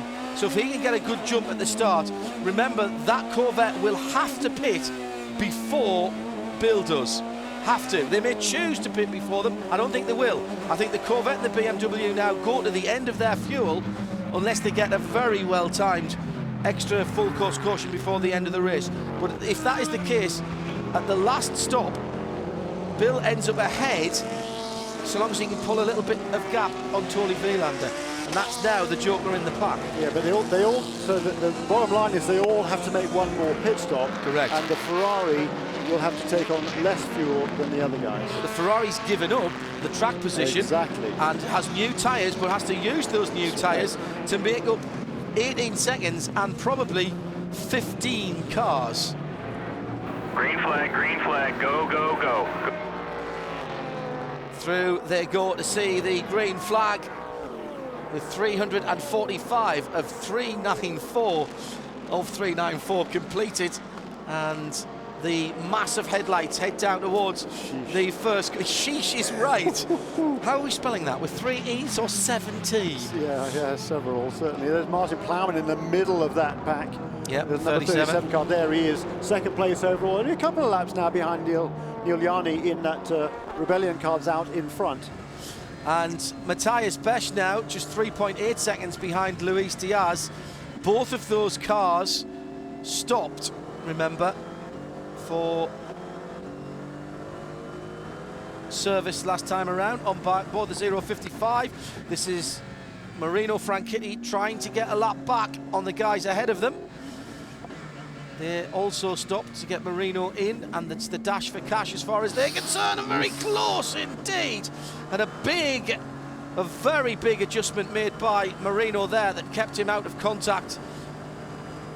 That was very, very good reflexes. That's right on his peripheral vision as well there, Jeremy. And we see a wider field of view from the onboard camera. Meantime in GT, this is Bill Oberlin chasing Antonio Garcia. The lights you can see going through the final corner, turn 12, and across the line, 0.2 of a second ahead are that of the leading GT car, the Corvette. Oberlin gains under braking. He got on the power super early. That BMW V8 screaming like a banshee, and still a lap race. This is not a timed race yet, despite the large amount of full course cautions we've had. 49 laps to go inside the half century as far as the laps are concerned. And Oberlin is, oh, look at the sparks from the front of the splitter, the titanium screws underneath there, the skid plates doing their job, but sparking and giving us a fireworks show from the right front of BMWs, the Crown Plaza BMW of Bill Oberlin. And he's lighting up the night out there and lighting up the back of the lead car in GT. It is a tremendous spectacle with the headlights and the exhaust and the bottoming out of some of these cars as well. It's a tremendous spectacle for the fans here at Road Atlanta. But look at this, the speed of the prototypes coming past. There's the Nissan Delta wing goes past up into, it's running sort of 6th on the road, unclassified of course, but they've certainly done a fine job, and that's what they wanted to do, was run the whole 1,000 miles. Now, We know it's not that quick through turn number 1, and the Corvette will want it to be well away from him so it doesn't cost him any speed up to turn 2, and indeed it has. So that's good news. You can see the brake lights in the distance, but the Corvette had to go offline there, turning into turn 1. That might cost a bit of pace up the hill for Antonio Garcia. Slightly better entry by Bill Oberlin, and he gains on the back of the leader, no doubt there. Oberlin is looking around, he's sniffing, he knows he's got an opportunity here. He's as close as he has been since the restart as they dive down through the S's and up towards turn number 5. Oberlin's right on the racing line, there's nothing coming behind him, you can tell, because Bill moves over very, very early when there's quicker cars. Coming up to turn 6, 3 wide ahead of them, the 3 prototypes. For a moment there, that was very scary, seeing the 6 brake lights ahead. And that is the gap, what, 3 cars lengths, maybe 2, as they go through turn 7 and head onto the back straight again. Tony Vielander, by the way, is still sitting in behind them at the distance of about 20 seconds. These shots from the helicopter have been absolutely spectacular, haven't they? It does, add a whole new perspective to this coverage, and I think it's just a tremendous advantage for us to be able to have that technology to bring these pictures to you. Very interesting to see that the Corvette has the headlights for distance and right in front of the car. The BMW much more with curb lights, if you like, where normally the fog lights. You see it perfectly there, lighting up the green and white curb on the right and then the left, and you can see them quite clearly on the road in front. Now watch when Bill turns in here, it gets him to see the apex of the corner and he can power through that. That's quite effective, isn't it? Yeah, it certainly is. It's fascinating to watch the to and fro between these 2 cars. During night practice, I was walking around talking to some of the teams, and the headlight placement was one of the biggest things that they were working on. Part of the reason that they have night practice is just so all of the drivers can get some experience. They all have to put in at least 3 laps at night. But the other reason is just to see what the conditions are like when the track is dark. And many of the teams saying to their engineers and their crews, we need to move these up, we need to move these down. And all of the teams trying to decide what works best for the driver who will be in until the checkered flag. Thanks, Jamie. Yeah, it's a good point, isn't it? And again, that Corvette just pulls a car's length or 2, maybe a little more, as they go down this long, long back straight. Bill Oberlin, he gives never less than 100%, loves this track. Had a very big accident here, of course, one of the blowover style accidents in a BMW V12 LMR, and never slowed him down. He's a great competitor. Driven all types of BMW powered and BMW machines down through the years, and what it would mean for him to bring this car home to a victory means $80 to me as he comes through, looking at the front of the field in the GT category. Meanwhile, Neil Yarney's got down to a 13.2 out there in the darkness. Matthias Besch now 27 seconds away from Luis Diaz, who is pushing very, very hard indeed, but still a lap away from Martin Plowman. Marino Franchitti not getting the best of the traffic at the moment, a 17.5 for him last time around. In Prototype Challenge, Ryan Diel a couple of laps ahead of Bruno Junqueira, who's 20 seconds or thereabouts ahead of Rudy Hunko. And then this battle in GT,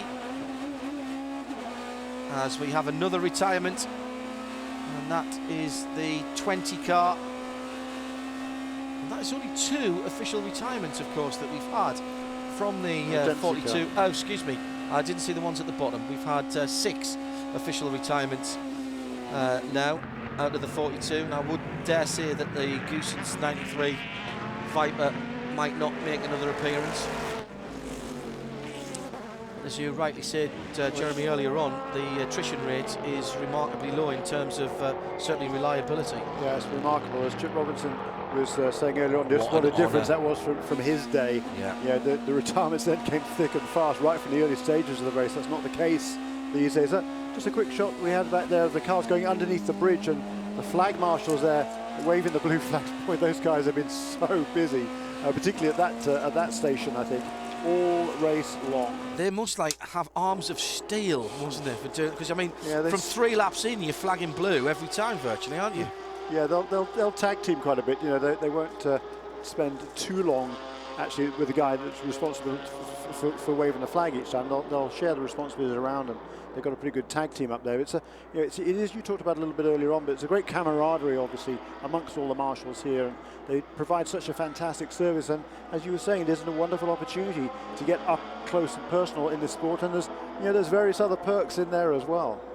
Gets you a lot closer to the action at all times over the race weekends.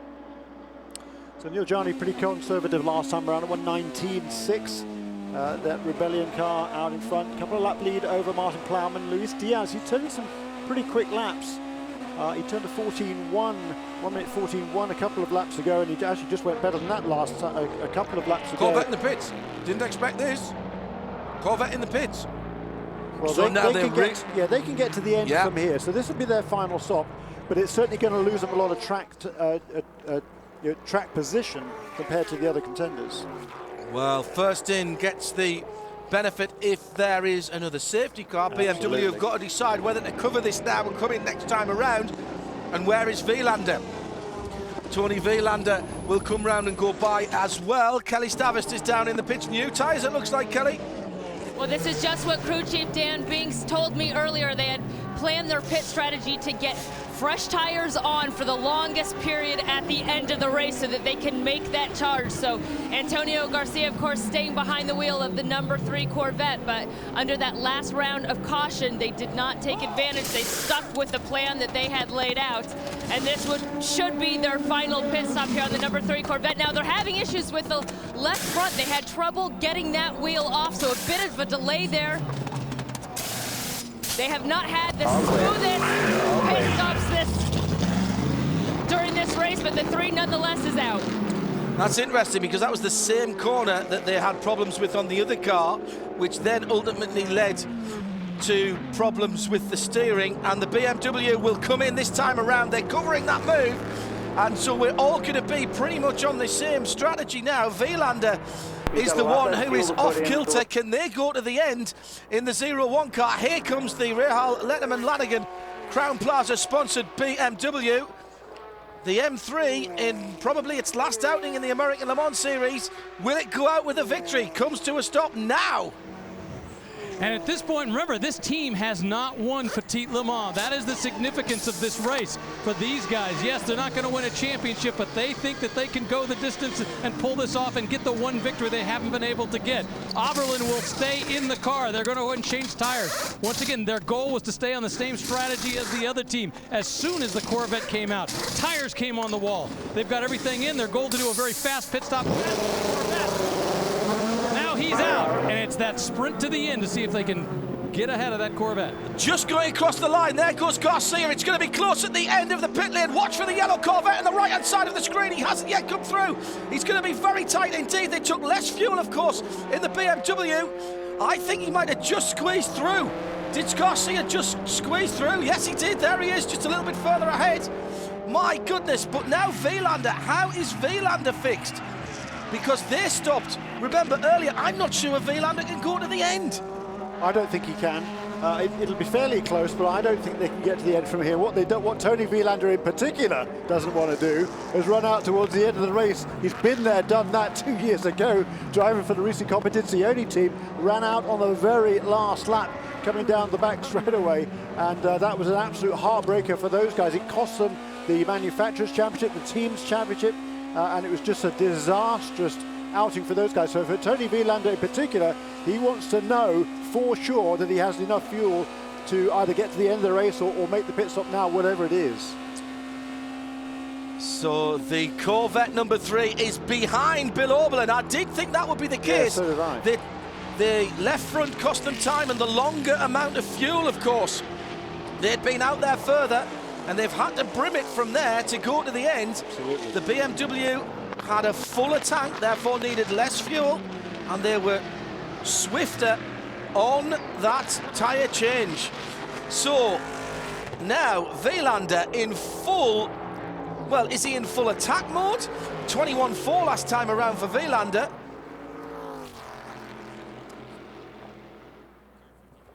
Oh, this is massive drama and possible controversy. I can't believe what I'm about to tell you.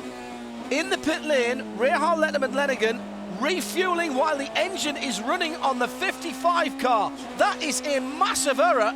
A massive error. It will be a stop and go. It's taken them out of contention for the win. At this late stage, they'll probably hold on to, well, no, they won't even hold on to a podium position. That is a huge error. So did they not got the engine turned off at the start of that stop? That's the only thing I can think of. You wouldn't have refired because they changed tyres. That is very bizarre. That is a huge mistake. Certainly isn't it something you would expect for somebody of Bill Auberlin's experience. Let's have a look at the pit stop in replay. See if we can discern anything from that. It's an unusual call when you change tyres. I've seen it happen before when you don't change tyres and the driver fires up a moment too soon, but very unusual when you change tyres. This is a race-changing moment for Rahal Letterman Lanigan. Well, he's serving his penalty, so they're taking their medicine early. But this will take them out of it. Oh, disaster for the 55 crew. The guys heading down to, that's Bill Auberlin heading down to the end of pit lane. They used the money, huh? Yeah. We paid down to fourth. Now here's the pit stop again. Now listen to the engine as he comes in. That's going to be a key thing. So we'll stop talking. You be the judge.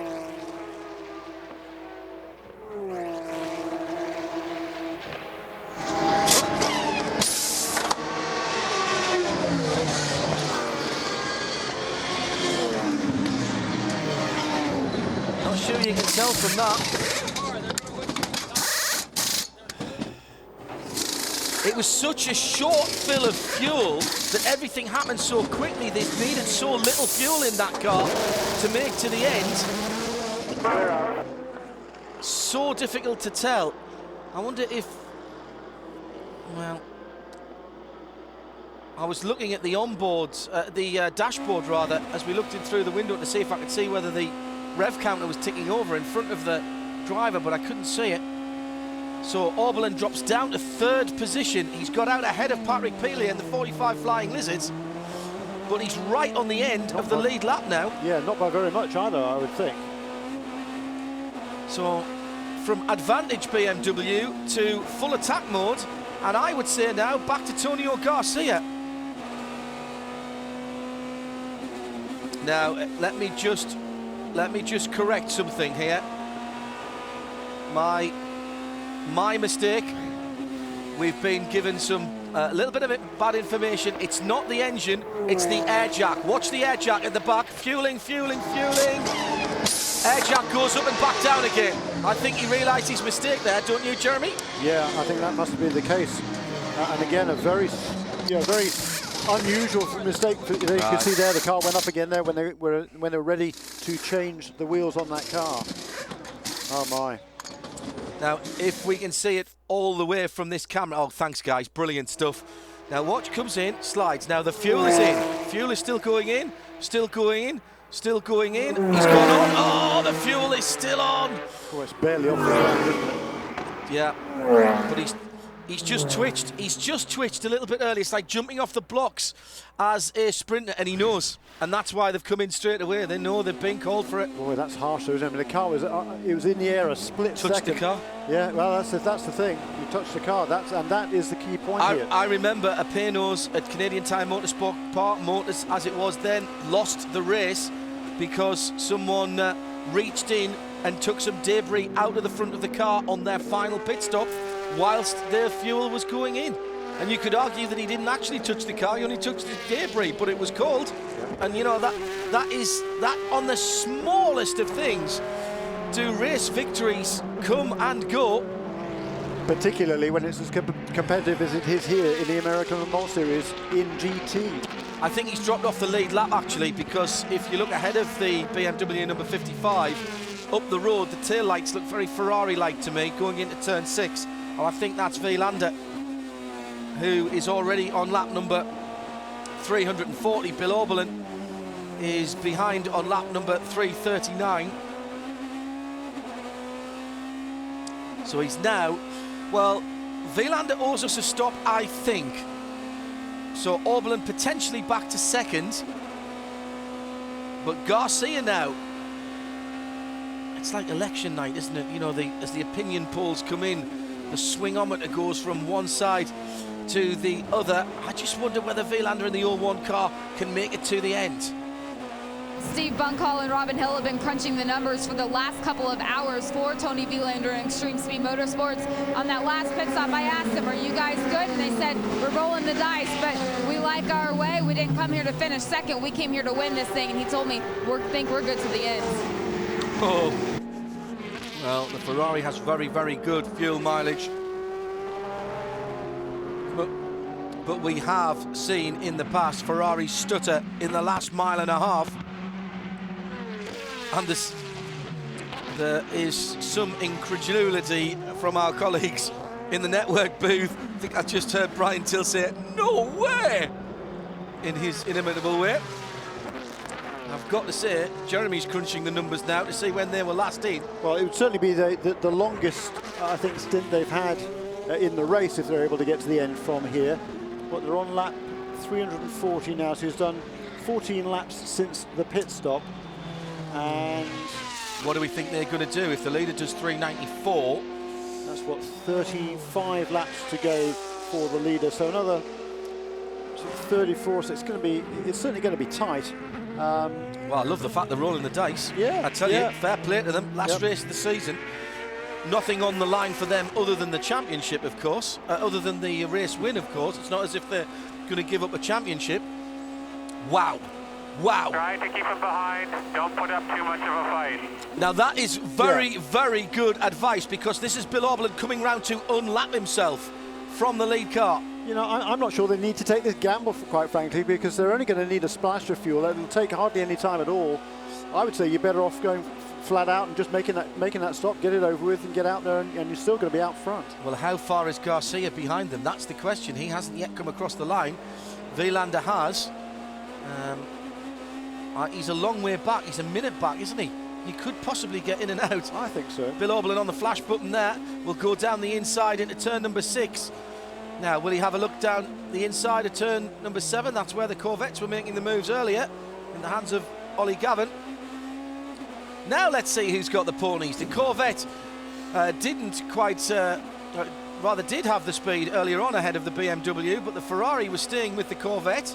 So let's see how these guys go. Oh, the BMW just, oh, go on, Bill. Fantastic stuff. Let's get inside Wielander's head. Yeah, I'm coming through, says Bill. Slightly defensive. No, you're not, says Tony Wielander. No, slightly defensive, but only very slightly. He's not going to compromise his exit. Now there is Tonio Garcia in second place, and he's a good half a lap behind there. Yeah, 59 seconds behind he was as he came across the line last time around. Yeah, much more than half a lap, and 59 seconds. Down the pit lane, splash, out again. It's tight, isn't it? Yeah, but you know, he was running right there before the round of pit stops. He needs less fuel.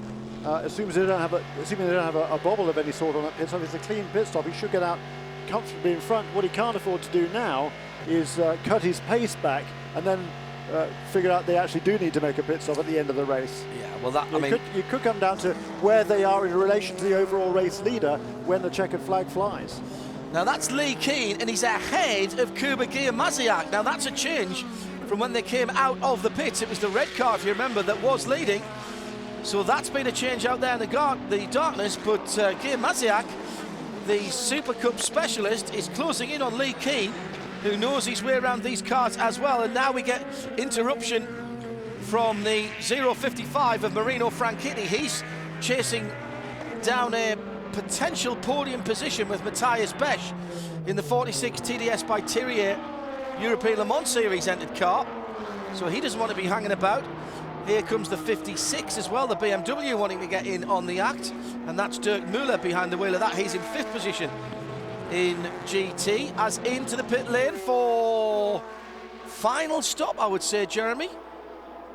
Can they do 33 laps? I think probably they can. The Rebellion has come to a halt. This is expected to be the final stop for Rebellion Racing. Neil Yanni will stay in the car. It looks like it's also going to be fuel only. We did see them triple stint in the heat of the day. Now the temperatures are much lower, and it's not going to be a problem for him to do it again. You know, it's a shame we haven't had... Clear, all clear. It's a shame we haven't had Muscle Milk pushing these guys harder, but in fact, there's the irony, of course, there's the Muscle Milk car just coming in behind them, is it? No, it's not, it's the Greaves Motorsport car. But we had a great battle early on, and I think Rebellion can hold their head up high, because on pace, they were right there earlier on. Lucas Lowe was perhaps gapping them a tiny bit when he had his, what if effectively was the race-defining incident, but they've set the pace, and as befits a car that is sponsored by a Swiss watch manufacturer, they have run pretty smoothly and like clockwork. Yes, run just like that, isn't it? The fastest, of course, Giuliani qualified the car on the pole. He's also set the fastest lap of the race, a 1 minute 10.586, which set way back on lap 4. That compares to the 1:10.6, a tenth slower for Klaus Graf.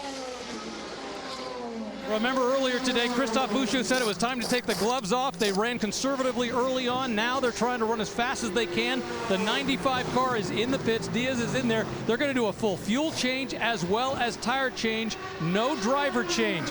Their goal now is to try to figure out how to try to get that lap back on the number 37 car. They know one of the things they have to do is do it as smoothly and efficiently as possible. So their job to get this done quickly, get this done efficiently, and get them back out there. Relatively smooth day, although there are some body pieces missing off this car. So they've had some incidents, but they're away now. And Luis set his fastest lap of the race 2 laps ago, a 1:13.903, just incredibly close. The best lap times are in P2. There's 5 cars either doing a 1:13.8 or 1:13.9, remarkable. Slow lap last time around for Bill Auberlen, a 22.1. All of a sudden, all of the leaders in GT into the 22s. This is GTC. Defending there for Lee Keen. Was he ever? That was stout defence from well before the braking zone. But Kuba Masiak, he's got him lined up. Looks like he's got a good run through turn 11. Now what can he do through 12? Takes a slightly earlier turning. Did he get on the power earlier as well? Looks like he might have a look to the outside. He's tapping the brakes to make sure the brake pads are there on the disc. He doesn't want to run out of brakes at this point, but he can't get position to go down driver's right, and now he'll have to find another place to set up the leader in class. Battle for first and second, as seen from our camera car, Lucas Ordonez, behind the wheel of the Nissan Delta Wing, and a very stable platform it is there. Just look at those rear view mirrors, hardly any rattle on those at all. That's proving to me how aerodynamically solid that car is. As Lucas goes past Kuba and now past Lee Keen into turn number 6, clears them relatively easily. Coming down to 30 laps to go now for the leader, and once again big group of cars together. And let's pick up some more news on the battle at the head of the GTC field. Here's Jamie Howe. Well, we talk a lot about the PC class being a natural progression in the IMSA ladder system. Well, so is GTC, and NGT is a product of that ladder system. Every weekend for the last couple of years, they've been running at least 3 or 4 cars in the Patron, in what used to be the Patron GT3 Challenge, on the GT3 Challenge presented by Yokohama for IMSA. And they bring drivers up through the ranks with them, and this team has really developed over the last couple of years. We've seen them have problems at the races that they've run, but they are coming off of a podium finish at VIR, so the team is getting stronger. Talking to Ramez Wahab and his wife Sylvia, who run the organization, they're saying their goal is on a full season for next year. So with the show that they're putting on today, they'd be a great addition to the series. Yeah, and perfect proof, as Jamie says, that the ladder system works. Get the guys out on a regular basis, give them a chance to impress, and get them used to being around the big show and seeing how they work as well. Bring them through. And of course the other thing is the machinery for the IMSA GT3 Cup presented by Yokohama is pretty much identical to the cars they're running now. So it's not another investment. Something I think lessons to be learned there.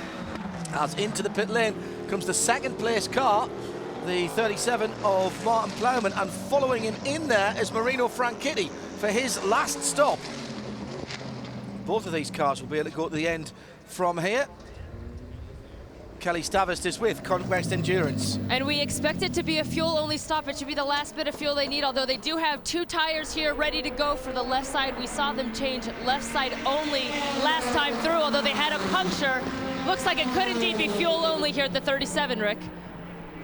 Yeah, Marino Franchitti's bring the 055 in. They're taking off all the tear-offs off both his visor. They've taken tear-off of the headlights as well. The fuel only back there, they've only done fuel, no tires, although the 37 is still sitting back there. Meanwhile, they've gone ahead and changed the tires. They finally get the 37 fired its away, but the number 55 is not going to be far behind it as he goes back, trying to get to catch up. Yeah. But he is 2 laps behind, as the 055 car is 2 laps behind Martin Plowman in that 37. You can see the Conquest Endurance car was out in front as well, so it's a little bit more than 2 laps, the deficit that Marino Franchitti is trying to make up. Well, there's no way he can do that unless number 37 car has some sort of a problem. In any case, didn't lose the lead. No, he had a lap advantage over Matthias Besch in that number 46 car.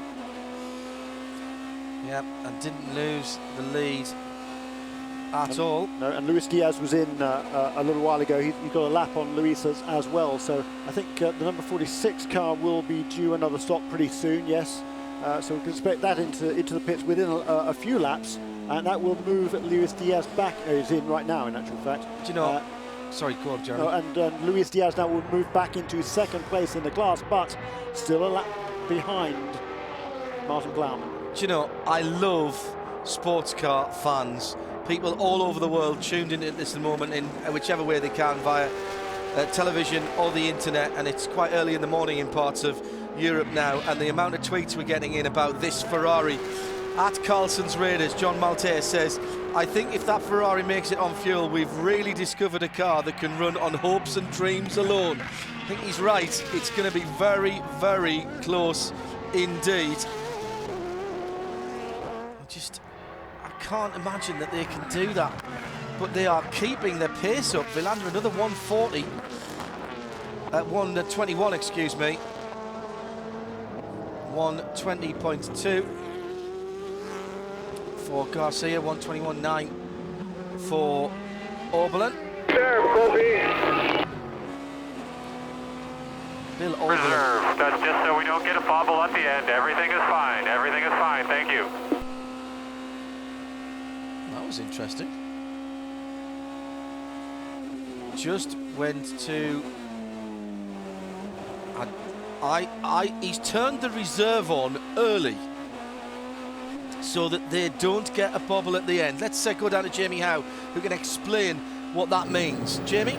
I just had Robin Hill explain it to me. They had Tony reserve when he had a chance, when he could catch his breath on the racetrack, because they wanted to make sure that switching to the reserve tank worked, first of all, and so that they didn't get a bobble at the end of the race. Then they then had him switch back over to the main fuel tank. It was all just precautionary. Everything is still fine with extreme speed.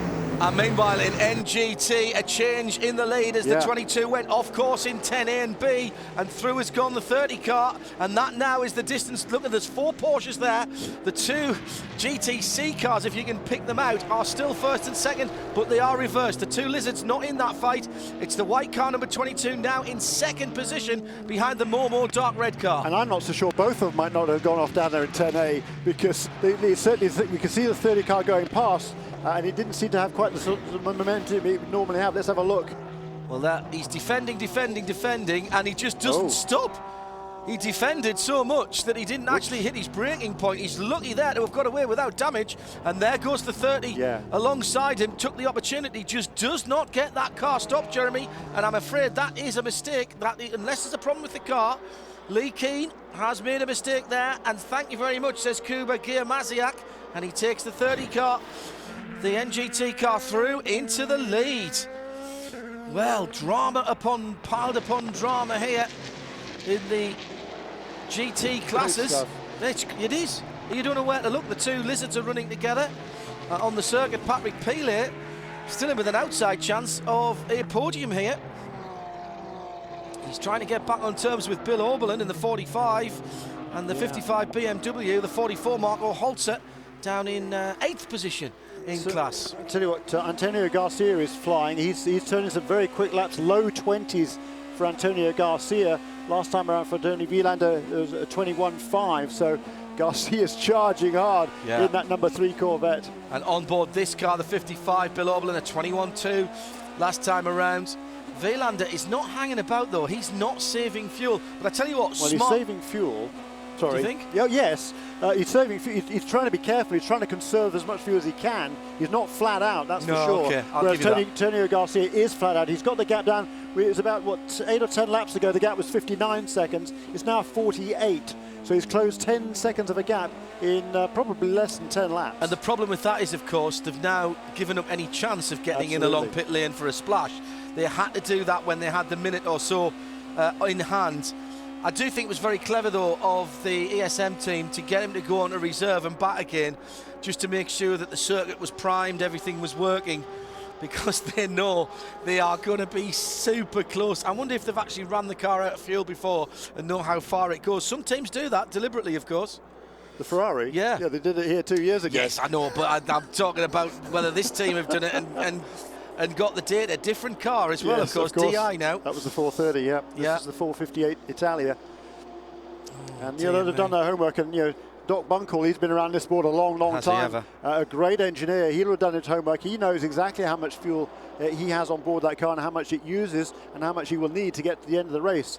And I'd certainly, if I was Tony Vilander, I'd certainly trust Steve Bunkle to give me the right numbers. No doubt about that one. So leading the race, let's not forget the number 12, a 13.6 last time around for Neil Yanni. In the Rebellion number 12, the Toyota-powered Lola Coupe.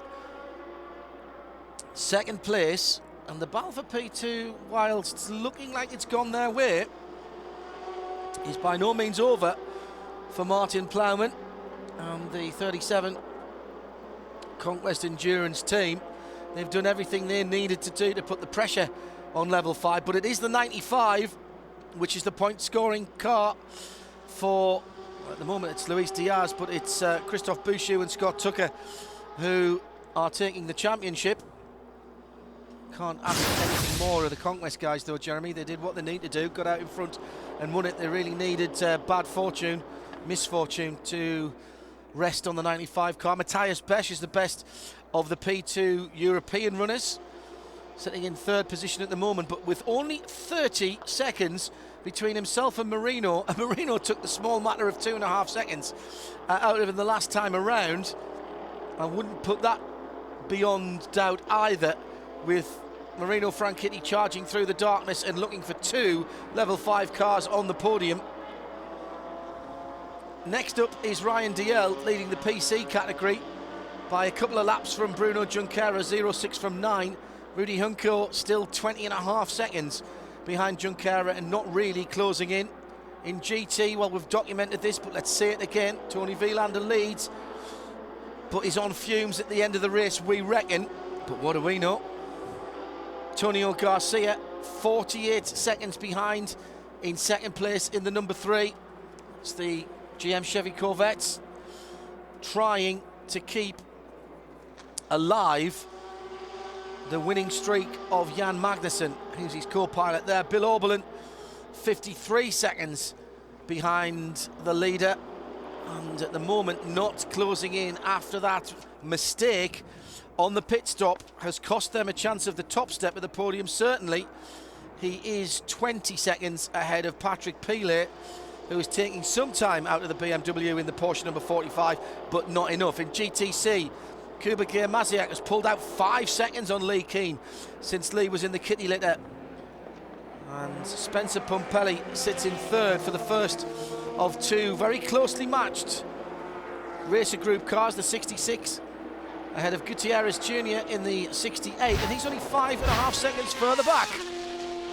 That's how it stands on lap 372 out of 394.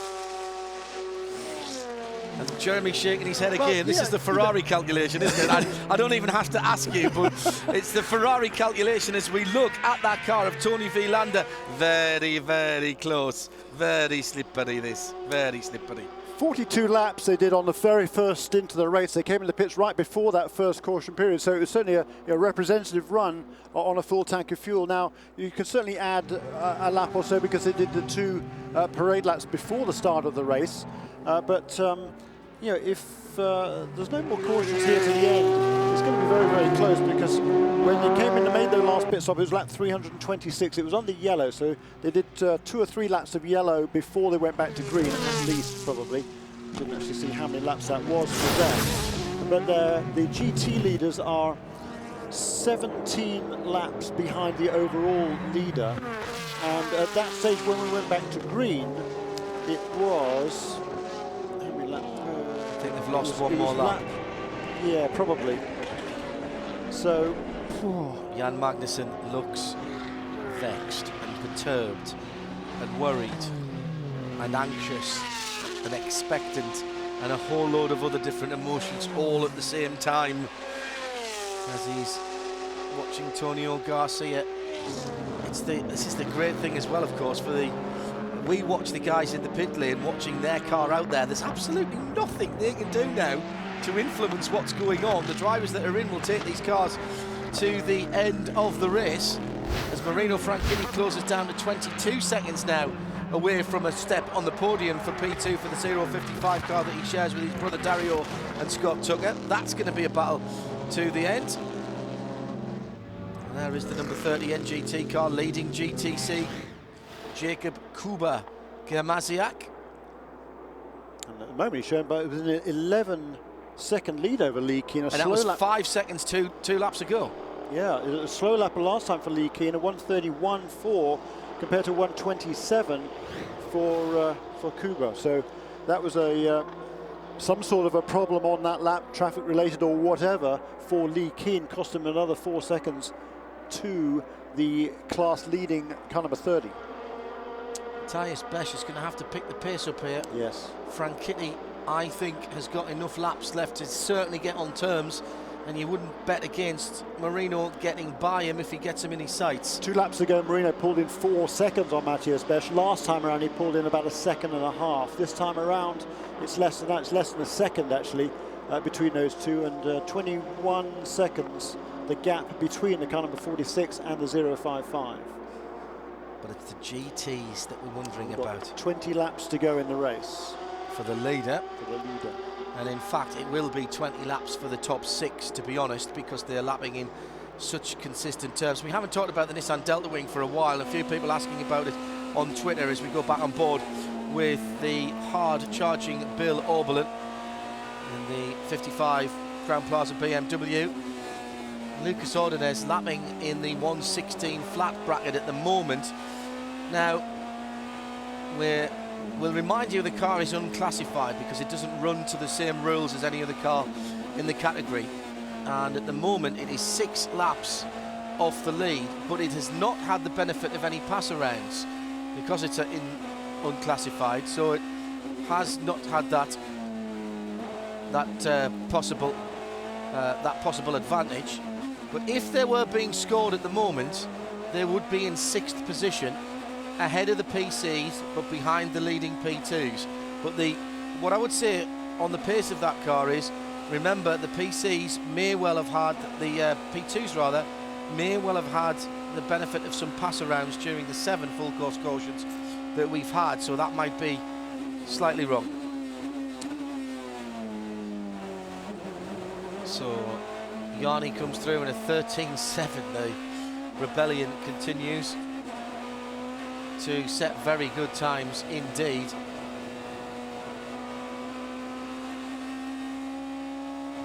We're doing the maths again. Well, it's arithmetic actually. It's not like it's quadratic equations. Yeah, the pit stop, the last pit stop for Tony Wielander when he took over from Johannes van Overbeek was on lap 326. That was under yellow. So there was at least 2 or 3 laps after that before they went back to green. But since then, Tony Wielander now on lap 358, so he's done 32 laps since that pit stop. And what's his longest stint so far? Did you say 42 laps 42. was the opening stint of the race. So, and that's the sharp end of 50 laps to do. Well, if you accept that he probably didn't go all the way down, let's say there's maybe one say there's 5 miles in the tank when he brings it in. That's 2 laps. That maybe gets him up to 44.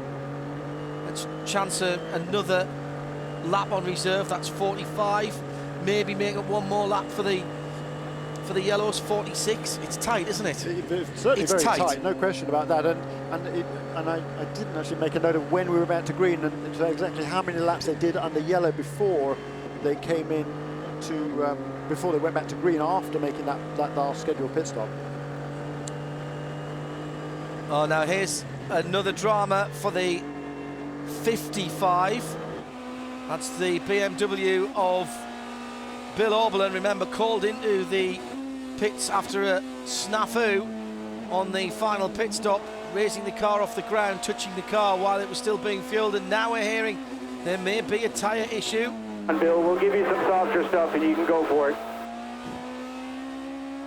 We'll give him some softer stuff and then he can go for it. Yeah, it's too late for that, I'm afraid. Yeah.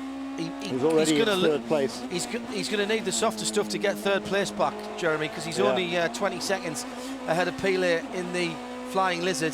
Yeah. So that softer stuff will to get him back on the podium. That's a shame. They had a chance. They had a shot at the victory today. BMW here with that 55 car, definitely. And if Vilander runs out of fuel at the end, they're going to really kick themselves, aren't they? Yeah, it's. I don't think that BMW has actually quite had the pace to match the Ferrari or the Corvette in ultimate pace. But certainly they've had a really good run. But that penalty certainly was very, very close. 15.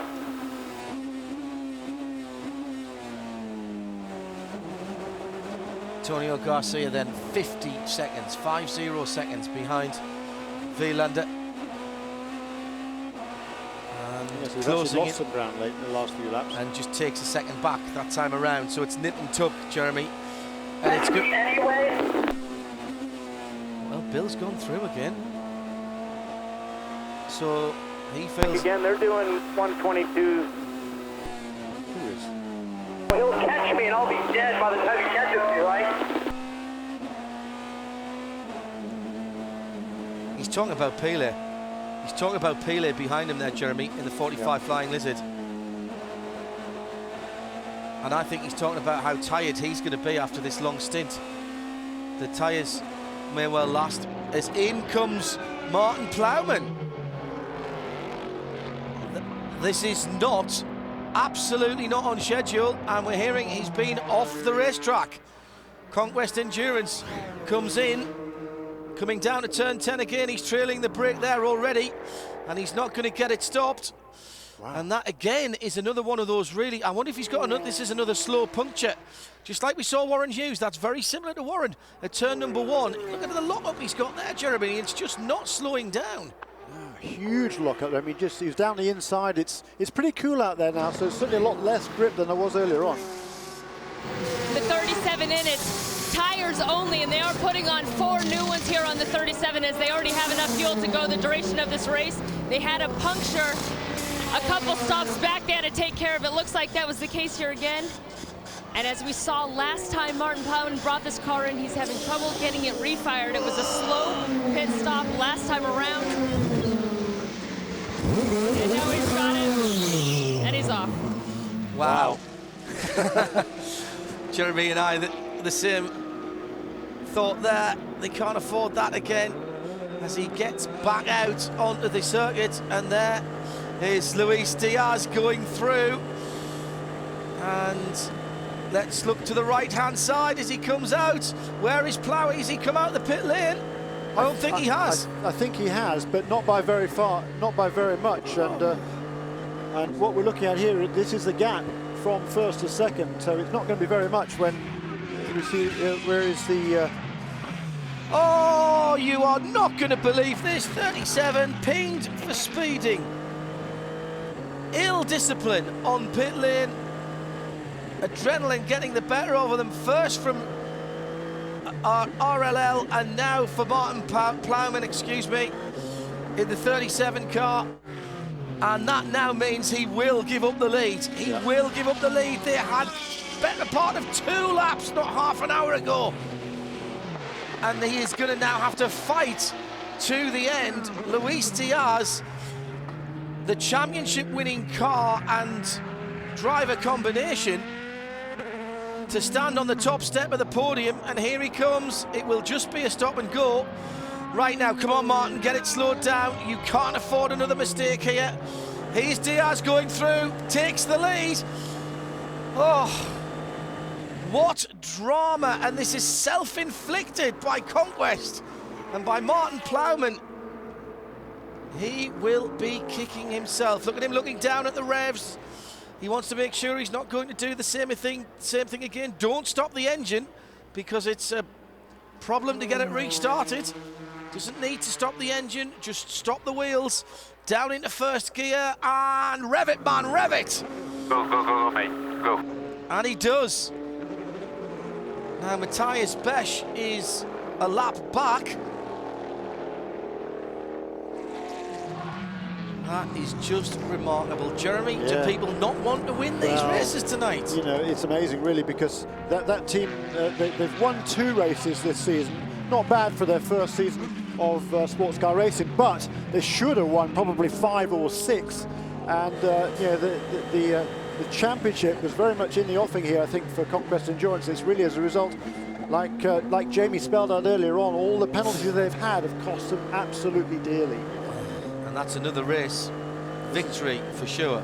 Yeah, this is very much defeat snatched from the jaws of victory this evening, no doubt about that. But yeah, Luis Diaz, he had some problems a little while ago. We didn't actually find out what they were, but he made a couple of unscheduled pit stops about an hour or so ago, a bit after 7 o'clock.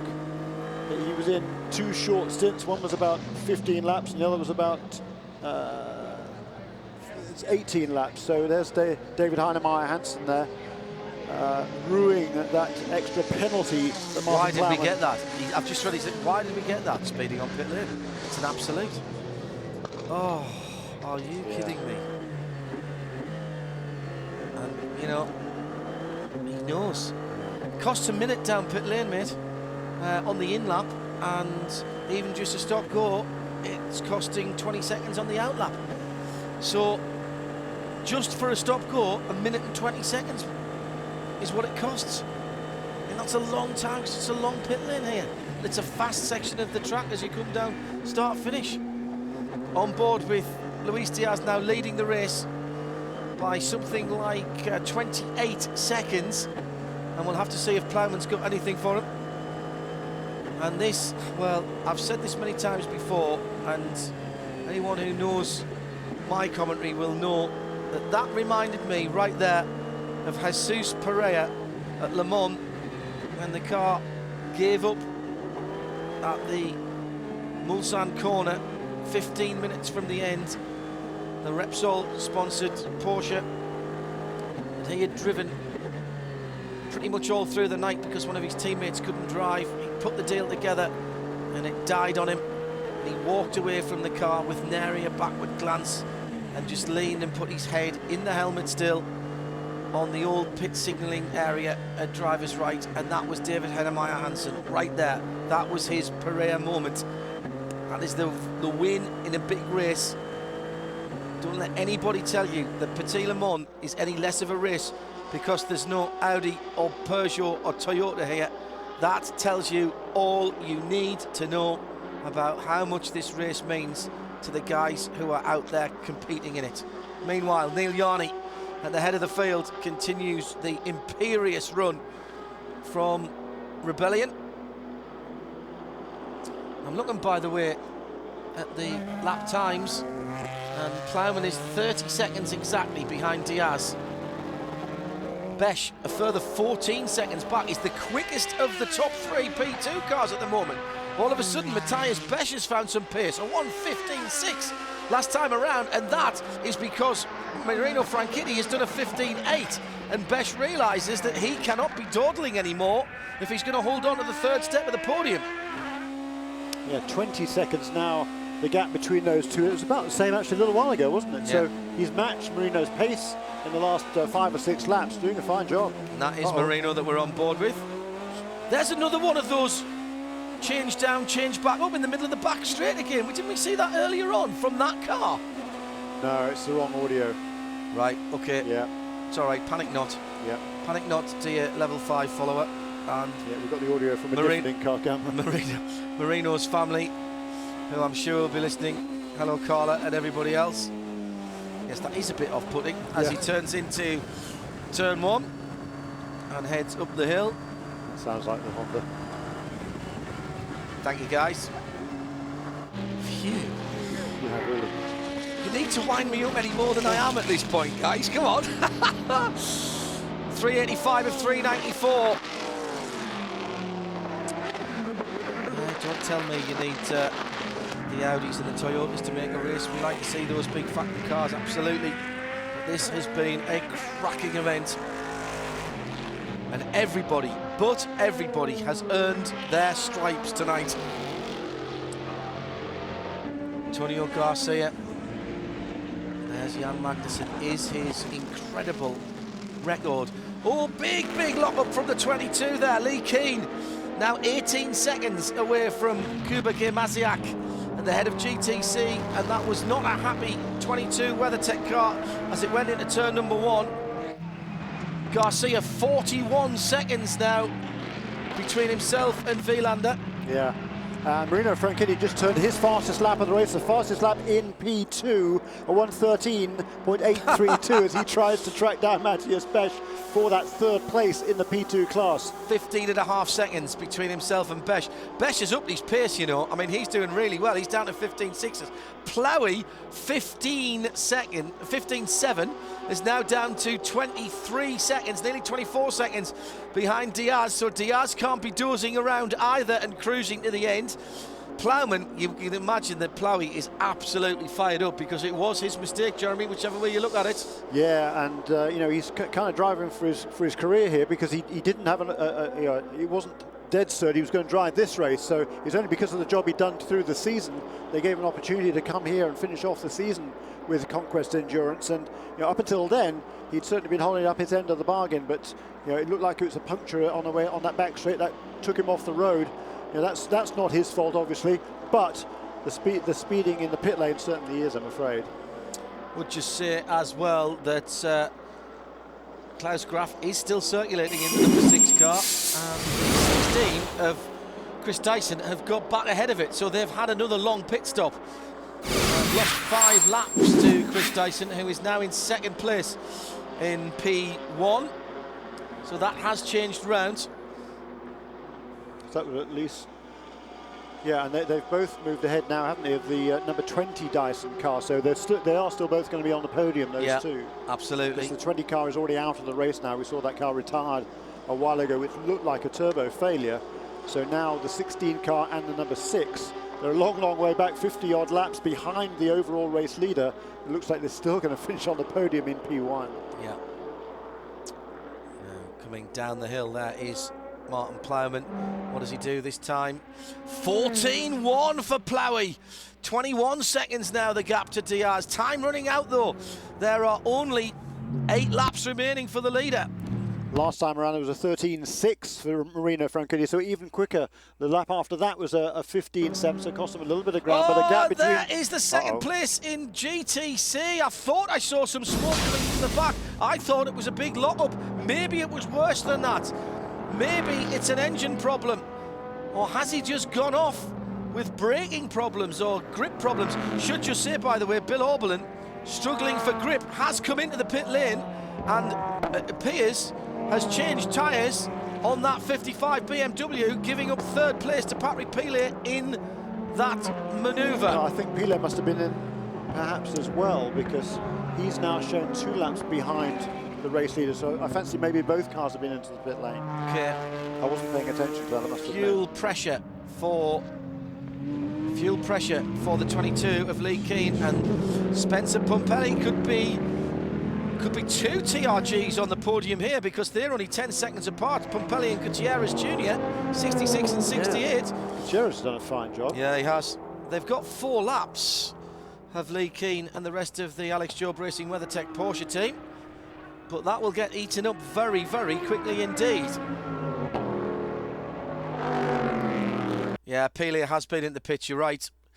So he did not take 3rd position because he pitted at the same time, and that was a much longer stop for Patrick Pilet. So Bill Oberlin, I think by the skin of his teeth, for the BMW 55, the Crown Plaza sponsored Rahal Letterman Lanigan team, is going to hold on to 3rd place. But it's heartbreak, absolute heartbreak for the 22 team. You do not wish that on anybody at this stage of a race. And there, there you see, look at that. That is smart racing. Get some fuel in it. Make sure we're good to go to the end. We've now got breathing space. How close were they? We'll never know. But Kubergear Maziak takes the NGT Momo sponsored 30 car out of the pit lane. Only a half a dozen laps to go in the race overall. 388 laps completed by Neil Yanni. But yeah, was that, did they, Alex Joe Racing can't have run the 22 car out of fuel, can they? I find that very hard to believe, but certainly that was the NGT guys there make that pit stop, and he's got a 3-lap advantage over the 2 TRG cars. Let's think back to 2010 and what happened at the end of the race. Look at those lights, that's a Ferrari, and that is weaving backwards and forwards. Ferrari on their way to the championship and the victory here, and half a lap to go. It doesn't happen.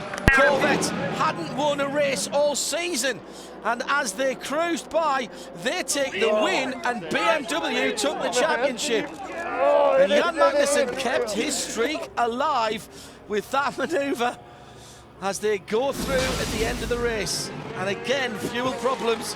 It could strike again for Tony Vilander. They are rolling the dice big time on the ESM Ferrari. And the gap that was around about a minute is down to 38 seconds now between the 01 Ferrari and the chasing Antonio Garcia at number 3 Corvette. 36.8 seconds, so he pulled another almost 2 seconds on him that lap. 120.5 for Antonio Garcia, 122.1 for Tony Vilander.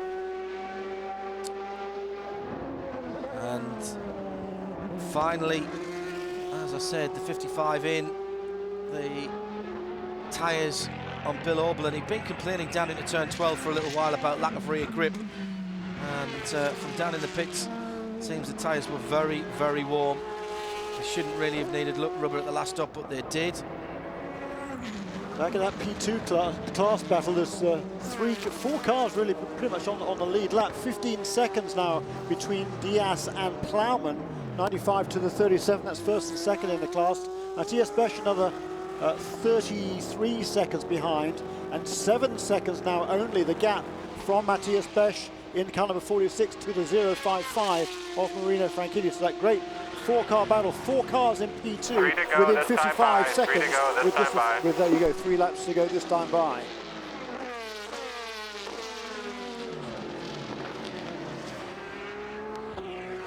There is the Ferrari. I mean, I do not even know what to say. I do not know what to say about this gamble that Ferrari are playing here, that ESM are playing here. And Steve Bunkall's been sitting on the wall for the last couple of hours with his pad of paper, his calculator, and his remote control, switching channels between our program and timing and scoring. He has this calculated. I just talked to him and he said he's awfully nervous, but he thinks his numbers are correct. The team has full confidence in him right now, and they think they're good to the end. That didn't look the look of a confident man there, did it, Jeremy? That was, I didn't see the dock on that frame, but he is a mathematician. He's a very bright guy, and it's certainly be unlike him to make any mistake with numbers. But I think there's no doubt that Tony Vilander has definitely cut his pace back, and he's now cruising as best he possibly can. 23.7 last time around. Yeah, he's just it's not an exact slow lap for Antonio Garcia. It's not an exact science though, Jeremy. They may have fuel in the bottom of the tank, but will they get it? Will it slosh around? Will the car cough and splutter? You know, it's not like you can say it's black and white. Yes. My wife hates it when I do this. Nah, we'll roll the dice. There'll be another few. I'm not stopping on the motorway. I am going to go to the next time I can get to a cheaper fuel stop at the supermarket. She hates it when I do that. And that's only when we're coming back from somewhere. There's nothing on the line. These guys have got a race victory at one of what is clearly one of the classic Blue Ribbon events in sports car racing. It might have only been going 15 years, but I think it's fair to say that of Petit Le Mans. Wow, I've got sweaty palms here. Yes. I really have. And I tell you what, the battle for second place overall and lead in P2, that's down to 12 seconds now. So Martin Plowman took another 2 seconds or so out of Luis Diaz last time around. But now, with less than 2 laps to go, I don't think he's going to get close enough. Oh, don't say that. Fresh to Franchitti, that's about 9 seconds. Yanni going through. The leader has got ahead of the 01, so that's 1 fewer laps that Tony Vilander has to do. We've seen in the last 5 miles, 6 miles of this before, changes in major positions. Can you ever forget Jörg Muller putting the car in the kitty litter at the bottom of the hill when that gave the victory, of course, to Paynos, didn't it? Away back the years when he was trying so hard when he didn't need to. Let's have none of that from Neil Yarney. 47 laps now Tony Vilander has done since he made that pit stop, including a few of yellow though before we went back to green, but still it's an awfully long way. Garcia back down to the 21.4s, but he's not really cutting in enough to that. The BMW guys must be absolutely spitting. They would have had the pace here surely at the end. Through the last corner for the penultimate time. This is your last lap, Neil, your last lap. And that's the 0-1 right behind Neil Yarney. They've got themselves... That's pretty good. That was the voice of Bart Hayden on the radio to Neil Yarney. There's the 0-1 car. I'm not going to say kick out the clutch and run it from here because he can't. He's got to get.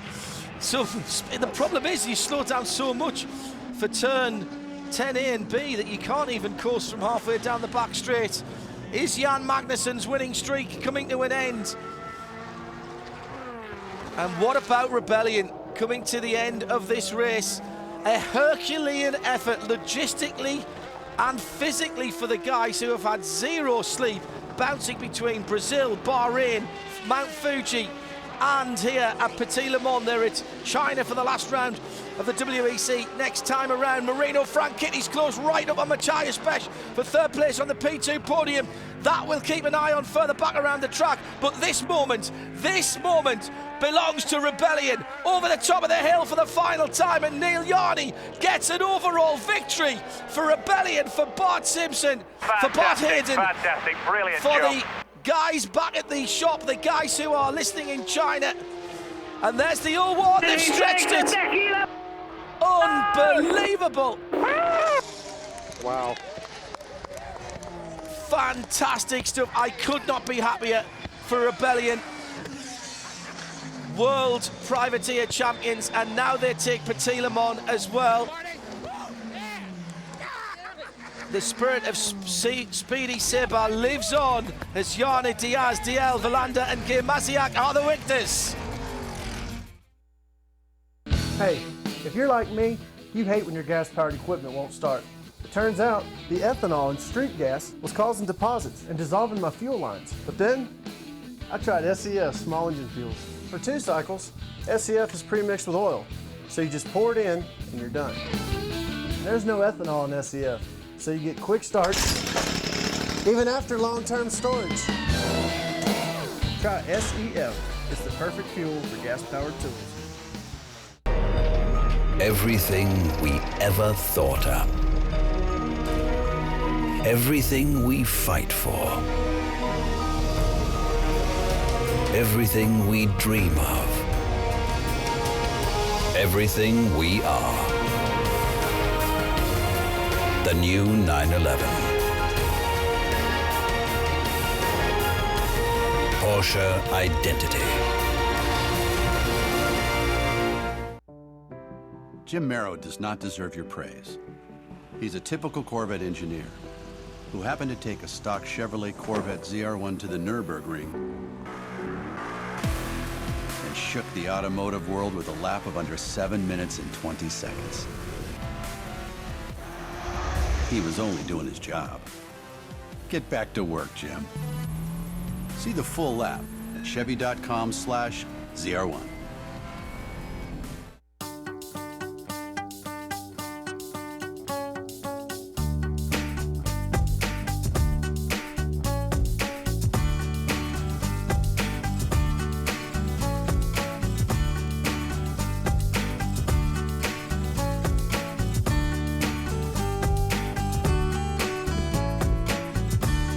When it comes to fun family getaways, it's got to be Holiday Inn Club Vacations. Room to be yourself. Duck. Duck. Goose.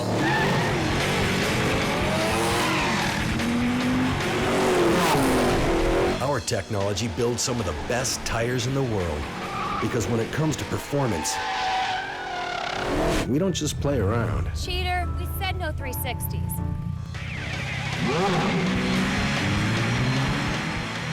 Who's up for some leapfrog?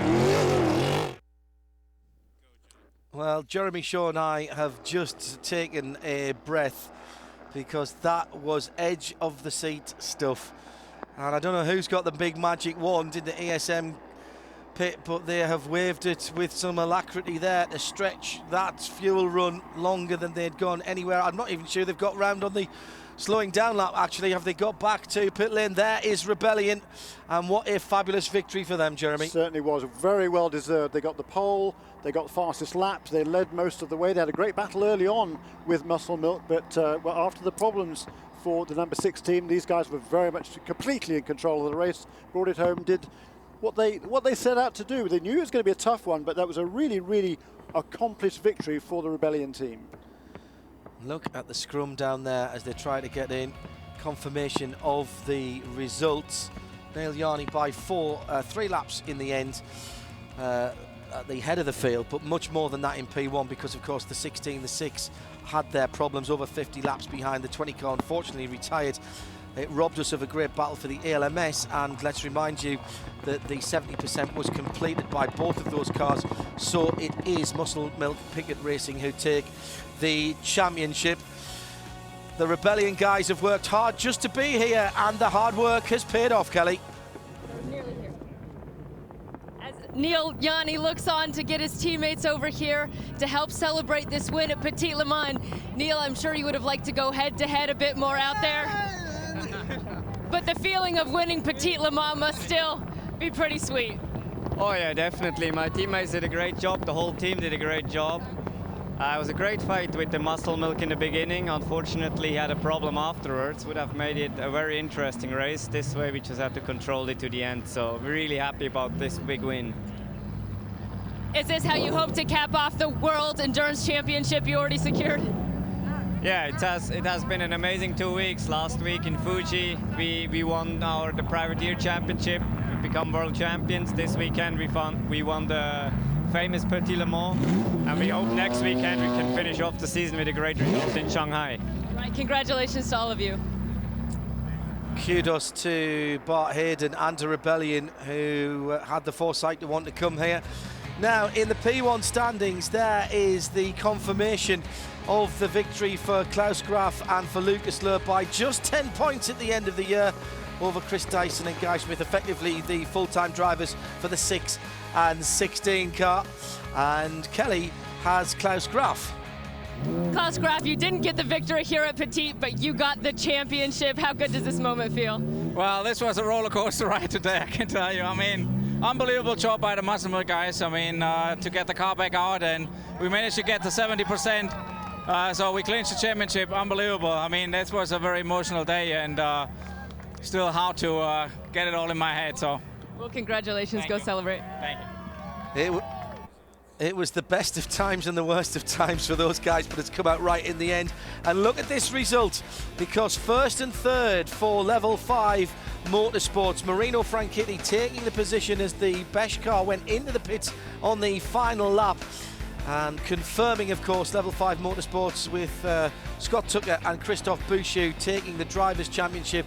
Another day of mistakes by, I'm afraid, Heinemeyer Hansen, Martin Plowman, particularly in the 37 car, and that's cost them very dearly the victory here, certainly. And Christophe Bouchou and Scott Tucker are the champions in the category.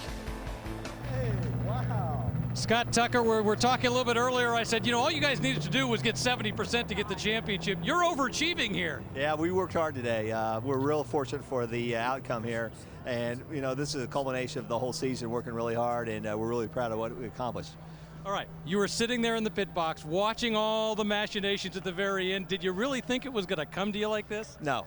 not at all, not at all. We were trying, we were pushing, but you know, it just things worked out today. Luis Diaz pushing that car as fast as he could at the very end. Champions number 95, congratulations.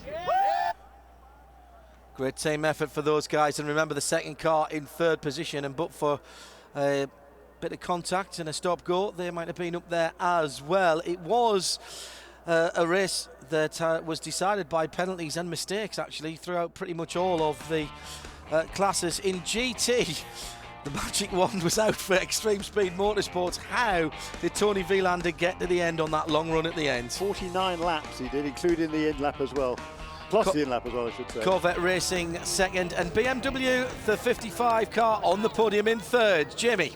Well, the GT battle was already decided. This one was all about bragging rights and a race win. Scott Sharp, you were watching on as your team had the long stretch to the checkered flag. How nervous were you? Well, we just, you know, we've gotten there several times so close and had things fall through our grasp. So everybody on the Patroni SM team just did so great. I mean, obviously Patron's support's been incredible, and we've been wanting to nail a big win like this. Having Tony Vilander came in, did a fantastic job from the moment we hit the track on Monday. Johannes is always so solid. Lee and the guys, just he had the strategy down. You know, I mean, we ran super lean. Tony did a great job of saving fuel, and while everyone else had to pit, we made it to the end. So incredible job all the way around all day. I don't think there's a scratch on this car. Congratulations on your second win of the season. It was Tony Vilander who was in the car. The last time you raced at Petit Le Mans, you ran out of fuel on the last lap. What was going through your mind in that final stint? Yeah, I think I raised my voice once or twice when the guy said something about the fuel. I thought it can't be happening again, and then I just work on it, save some fuel. And once Lee on the radio said that we are fine with the fuel, it was just cruise to the end. Can't thank enough the guys in ESM. I mean, it's been an incredible week. I came to the workshop on Friday, and here we are a week later, and we are winners of Petit Le Mans, so it's incredible. I have a feeling, guys, with this team, there's going to be quite a party tonight. Oh, yes. There are guys in the early stages of a very bad hangover tomorrow. Championship already decided here, of course, as well, but Core Autosport in the 06 take the victory ahead of RSR Racing and PR1 Matheson. They had an up and down day, but the 52 car, after being off, battered and bashed, comes through on third place in the podium. And Kelly is with the victors. Well, what a season it has been for Core Autosport. They've already wrapped up the championship. Now, this Petit Le Mans win must be the icing on the cake, especially for you, Ryan Dale, who's had a fantastic season. Yeah, it's Petit's always been cruel to me, and just thanks to everybody at Core. And what a way to finish Alex's excellent season he had. He won the championship. The team won the team championship, and this is one I really, really wanted to get, and it was the last one endurance race I wanted to get. So my teammates did an outstanding job, and the team were excellent today. Congratulations. Keep telling everybody, it means this race does mean something. Just 15 years in, and it's a classic. The first couple of years we were here for Petit Le Mans, and I've been lucky enough to be in at all of them. You get that feeling from the very first event. Now there's GTC. That was tight as well till the end, and look at that. The 30 NGT Motorsports wins it. Keir Maziak doing a fantastic run, fifth different winner in that category, and the TRG boys locking up the two of the podium positions after the very cruel problem for Alex Job Racing at the end of the race. The winners are with Jamie. In GT Motorsports, and Mario Farnbacher, Enrique Cisneros, they put their trust in Kuba Gramaziak to take the car to the checkered flag. You brought it home with the race win. What does this mean to this team? Oh, really, really a lot. For me, it's personally my first race in the States, but the guys from Momo and NGT, they are a bit more experienced. They gave me the trust, and we all they did an amazing job. We were the only team who didn't make a mistake, so we are definitely happy. Well, you and your other co-driver, Mario Farnbacher, you're now both 1 for 1. Congratulations. Well, that's first time for a long time we've seen a pole on the top of the podium. The Green Challenge won by Rebellion by a decent margin ahead of Level 5 and Oak Racing in the prototype categories. In the GT, we counted clean, fast and efficient for Extreme Speed Motorsports ahead of the two Corvettes. And in the season standings for the prototype, Muscle Milk Pickard Racing with the Honda engine wins it from level 5, also with Honda ahead of Dyson Racing. And in the GTs for the final standings of the season, again, it's the same criteria. with clean, fast and efficient. And remember, the lowest scores count for that. So that's how it ended up at the end of the season. You can see from our Porsche helicopter shot that we're getting ready for the celebrations on the podium. Jeremy, what a fantastic race to end what has been a brilliant 2012 American Le Mans Series presented by Patron season. Yeah, we knew it was going to be a good battle in P2 there, and it really was, with 4 cars pretty much on the lead lap until literally the last lap of the race. A couple of them were just lapped by the leader at the end there, but it was a tremendous battle there. GT, always it's great. Fascinating duel there towards the end there between the Ferrari and the Corvette, and Steve Bunkle, hats off to him there at ESM for getting that strategy absolutely right. Hats off to NGT for winning that class in GTC. That was a super battle all the way through. Start the countdown now. 147 days until the 61st annual Sebring 12 Hours down there in Central Florida. And remember, you'll see it all on speed. Hope you've enjoyed what we've done for you this season. I think it's been an absolute classic. Thanks to Jeremy Shaw, who sat beside me for most of it. And once again, thank you to everybody behind the scenes who allowed Jeremy and I to do the job that we have. I'll just say one thing about this season. I think we've seen some new stars crowned and some really interesting results. This American Le Mans Series still has a lot to play for in 2013. We now know where we're going. You now know where you can see it. Start picking out your favourites for next year.